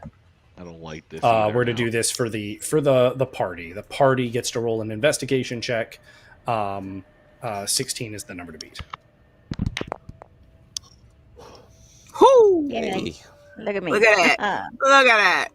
Look at So I believe Tavish. that's Actually. everyone I passes can't except for Epsilon. I can't see it. Yeah, and even My boy's a gangster. Epsilon, you're sitting there like, and Ace is like, don't you see that? As he hands the bag to Tavish, his right hand is like grasped onto the Gabriel on the ground, and each one of you, except for Epsilon, you notice nothing, recognize the little ringlet just above his bracer, and that ringlet was worn by one Xander, the Hermit's Hollow liaison, Homie who was in charge of keeping The purple Hedera. North Hill Mhm. safe. Yeah. So he's been there, and he's apparently beat my boy or killed him up. Wait, hold on. I don't know We if can't it's assume bad. that he beat him. We could also assume that Xander gave it to him willingly as a sign of trust, knowing that we would see it and know it came from Xander. But why you wouldn't know, he but tell he's No, us? no, gotten- if he, yeah, exactly that. If that was the case, he would have done that immediately. This is Yeah, all I out mean- of character speaking. This is Yes. the information that you were given. Because he did walk in, and we did just immediately point weapons at him. But I'm saying, well, again, So out of is character. any of this being said in character? That part was not, but How come you buy that bracelet? He Good question. like clearly is like, what? Oh, and he looks at it and he goes, it's from the North Hill. Well, Hermit's Hollow to be more specific. But I got it from Xander, I believe he said his name was. Why do you have it now? I guess he felt it important for me to have it. So he just gave it to you? Didn't tell you roll anything insight. about it or why? No, you in the insight. I'm sorry, what? I just said I'm rolling inside on this man again. Oh this my man, God. is, I'll he's answer capping out his Sequoia's. ass. I'll answer Sequoia's question first. I'm sorry. As I repeat Yeah, that for yeah, me. yeah. So he just gave it to you but didn't tell you anything about why you should have it or need it? I figured it was a part of their customs. How was And- Xander when you left him? Oh, He's a bit cold of a person, so it's kind of difficult to really say. That sounds like a Is that like a play on words, like cold, like he's Yeah, dead? like so, that man. cold, Cold like, like dead, Cold, boy. I'm What like, the hell? cold I'm because about to he's blast dead. this fool. cold 'cause he's I'm about to dead. blast this fool. He was always a cold little man, wasn't he? I wouldn't have called him short, no.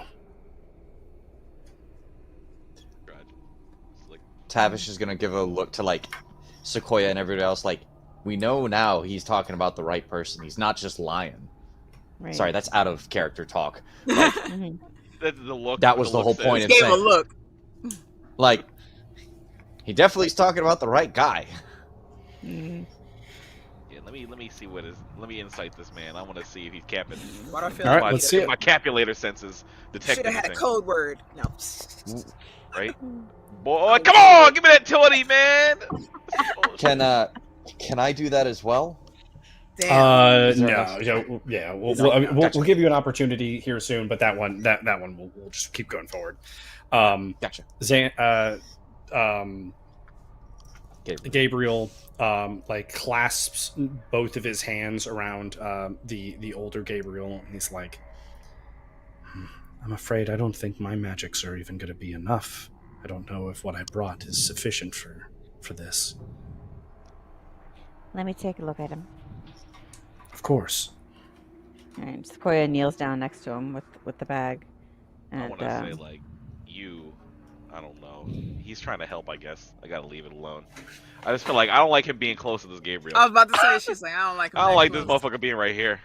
The Gabriel, like as you get close, the older Gabriel like grabs your hand and like stays it and goes, my days of fighting this fight are far over. And besides, I can feel that I am no longer connected to my Hedera. Forsaken me on a different path. Damn. that can't be good. Maybe we can try to fix that. I Maybe hope so. you've been separated because of what that whole thing was, the shadowy thing that you were inside of. That was her doing. Oh. I tried to stop her from her course of action, and she was having no more pause in her actions. As he begins to like fade, Tavish, you can see that you're like, these are his final moments. I want to just like keep my eyes I- open for any weird magics. Mm. I'm just ready to blast Tavish- off on this man if I see anything weird. Tavish gets down close to the old Gabriel and says, I understand why you are on guard against me, but I do not come to bring destruction as old leaders had known. I'm here to do what I can to help. This young one will be safe with me. I promise you that she will. I really hope I can believe that. Damn. I mean, you won't have much time to believe it, so it's Damn. cool. And you is watch as Gabriel. this Tavish like starts to just kind of like sink into the ground and become this like bed of dewy flowers. But it does not slip Spring. past any of you that an aspect of this Gabriel as he slips into this bed of flowers and whatnot is pulled into the Gabriel Mm-hmm. kneeling I'm like wrapping that motherfucker up. Yep. I had a feeling Kneeling that was there. what would happen. Oh, fuck. And Man, get this motherfucker out of here. he as he's kneeling and he's holding the hand, he looks at Sequoia and goes like, we're gonna have to fight hard to honor his wishes. I can feel that he really did care about his Hedera, even if she was a monster like mine. Why do you keep absorbing other Gabriels? I have to imagine it's the same process that you've had with your Hedera, just on my side. Except mine was willingly. She offered. She sacrificed herself. I mean, I did not. There was no magics I used here to force this man. But you forced mine. Again, I thought he served a monster. I was following the will of a hero. If all of you hear me out, and he stands up, and he does pull his hands back to a hands up position kind of thing. I am currently in Upsilon's council. I was a fool to think that he was anything but a villain, and I'll admit that. But it was the only reason I lived from Ambervale's persecution, after I was thrown under the bus by the so-called heroes of that city-state. But I do see that Upsilon is the far worse villain of this time, and I know some of his plans. If you allow me to, I can help all of you. We could bring an end to his darkness. I know his plans for the weapon. I was sent to retrieve it. And so, I guess I have to ask you, Sequoia, can the two of us work together? Can the two of us become something more? And so, Sequoia, you are presented with a choice.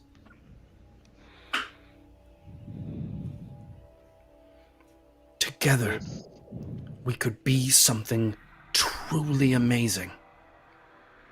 Let me be your Gabriel. Oh my god. Didn't Tavish just say he's the Gabriel?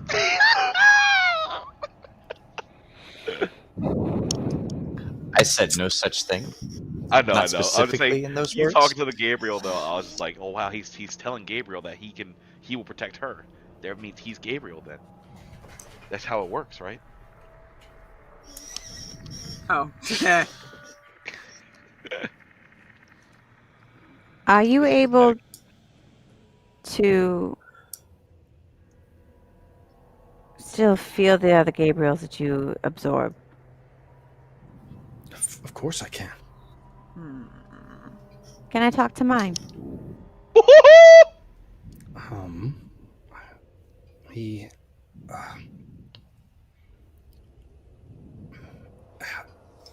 Oh. Oh god, he's going like looking like the agent getting taken over.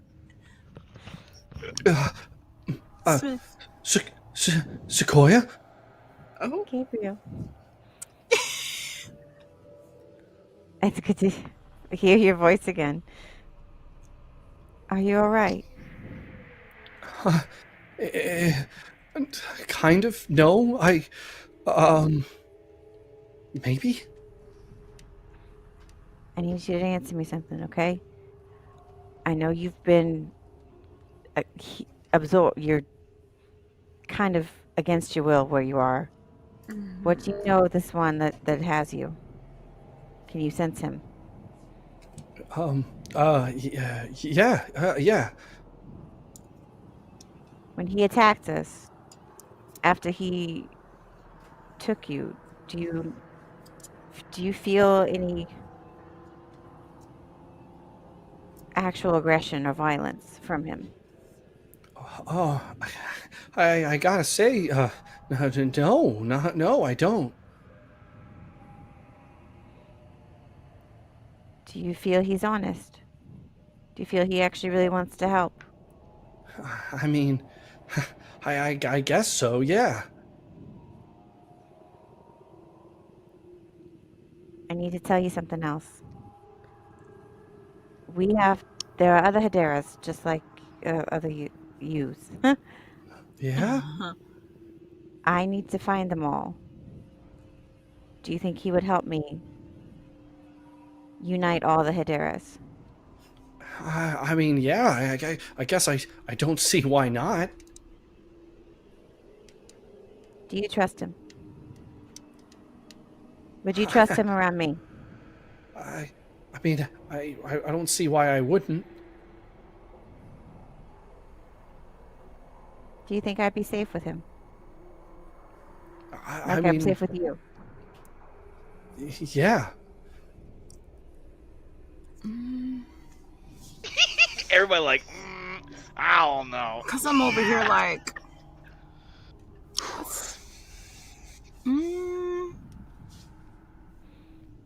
Do you remember when Hadera found me in the forest?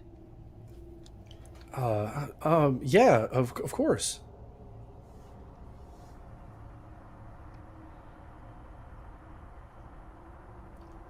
What is something that she said to me that only you would know? That you would remember?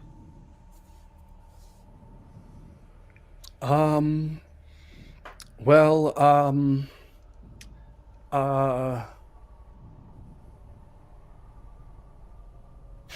fine. And he clicks, he starts to cast, and he like shunts himself back out of the door and begins to like take off. I am after his ass. Mhm. I wanna. I'm burning him up. I'm burning his ass up. All right, let's see it. I'm doing umbral fire on this man. Let out the evil.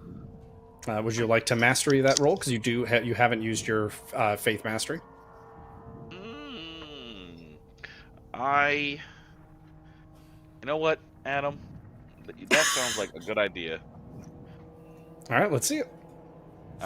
You know, hope I don't regret Mastery that. 2 faith.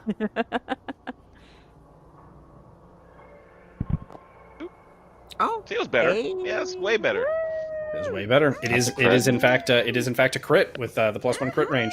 Yeah. So we will roll for him to see if he is able to elude Dodge. this attack and not take it. So let's see him trying to not get blasted by fire. A pure black bolt Oh. of this umbral fire flying at him. Nothing fancy, just straight fire. It hits him. He slams onto the ground. And is like thrown off to the side.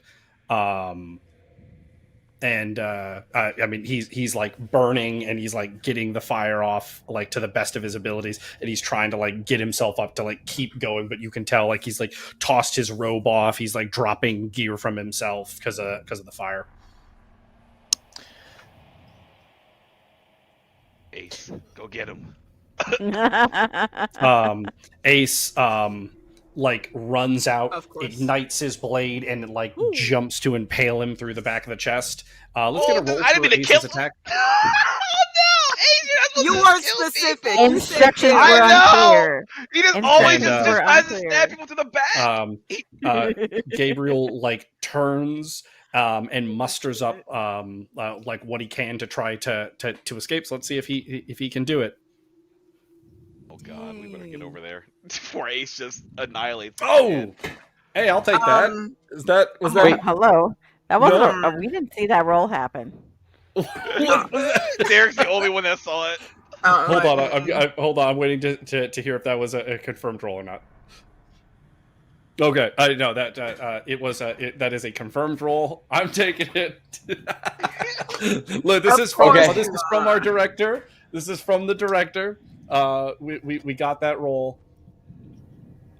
As Ace leaps into the air, he comes spearing down towards the ground, and his hand like impacts as like he's shunted further up the path. And you watch and it's something that you've seen Hedera do to like restore herself from damage. He like peels like the layer of skin off and like presents a new Gabriel, and the leaf in your pocket is going crazy as you realize now, as the emotion of the moment is gone away, you sense 4 Gabriels in one direction as he runs off. Damn. Homie's been on the killing spree. I'm on. Is he too far for us to even try to do anything, or what? Because at this point, what you do know is that chasing him the opposite direction of the Grey Keep is not really an option. Okay. So we were going to chase him. That's why I said, is this too far for us to try to do anything? Oh yeah, no, he's on the top. He's like he hit the top of the crater and is running. Like you can't see him now. Here's what I want to do. Okay. I want to tell Colbjorn to bring him and just send him off, and that's just it. Bring him to the keep. Colbjorn begins to follow beyond line of sight. Ooh. You just literally told this hulking behemoth, fetch. Bring him! Oh my god. And on that note, Colbjorn's Oh, footsteps thundering into the distance, out of sight. So ends the Sequoia Special. Oh, I know Adam was like, thank God they didn't catch that motherfucker. He's so honestly, I burned him up. He's like, oh hell no, I gotta get out of here. And but yeah, so it's been a great session. I do believe we wanted to show the intro video to the party, but I do believe we are good for our next session on the 15th, if I'm remembering correctly. I don't believe I've heard anything to the contrary. I believe that's our next session. We'll confirm that here soon. But yeah, so we've got a little recap of that intro video to show off here as we sail out of this episode. So enjoy.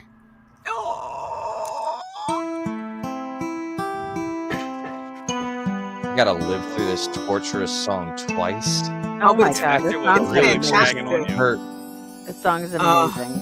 They were Fantastic. fucking you up. It is phenomenal. I'm sorry. I want to tell you a story. Oh my god! My God! Oh, hard to Mothers, fathers, and sons. Oh, this is For the great. God of creation, you know her name, and the hell that loved her, and the king to blame. A mother destroyed by the sins of man. Well, tell me, where will you be, my friend? Oh my god. When the Very skies fall again. When the skies fall again. The king was promised endless power and riches. All he had to do was slay a god whose name witches. Creation mother, but these days she makes monsters. The king took aim, but just as quick he had lost her. And found his aim, now took shape at the daughter. Harold tried all in vain to make cover, but to his fear, the king struck true at his lover. The Harold swore to never leave the side of her. The king had stared at the sky that he shattered. It mattered not all the power he had gathered. The king had failed. Heavens rained down on his men. But today is not so different than back then. Ian, why are you looking so? Ooh, in the sky is born again. Oh my god. In the sky is born again. Yo, ba-da-da-bus. Yo, ba-da-da-bus. Yo, ba-da-da-bus. Yo, ba-da-da-bus. Yo, ba-da-da-bus. Yo, ba-da-da-bus. Yo, ba-da-da-bus. Oh my Yo, god. ba-da-da-bus. The sky is full again. Again. Oh my god. Oh, this is so great. I love it. Absolutely excellent. So, Oh, but yes, that does do it for this episode of Cinematic Epic. It was a little longer than usual. I do apologize for that, but the story was worth telling. So you know what? I rescind my apology. It was worth it. But until we see you again, thank you so much for watching, whether you watched live or you caught the episode after it had already aired. We appreciate all of you. You're amazing and wonderful. And until we see you again, bye-bye. Bye. Yo, put it up, folks. As the I know that's stuck in my head too. I know, right? It's in there. All right, I'm gonna need that Again. like linked so I can add that song to my playlist.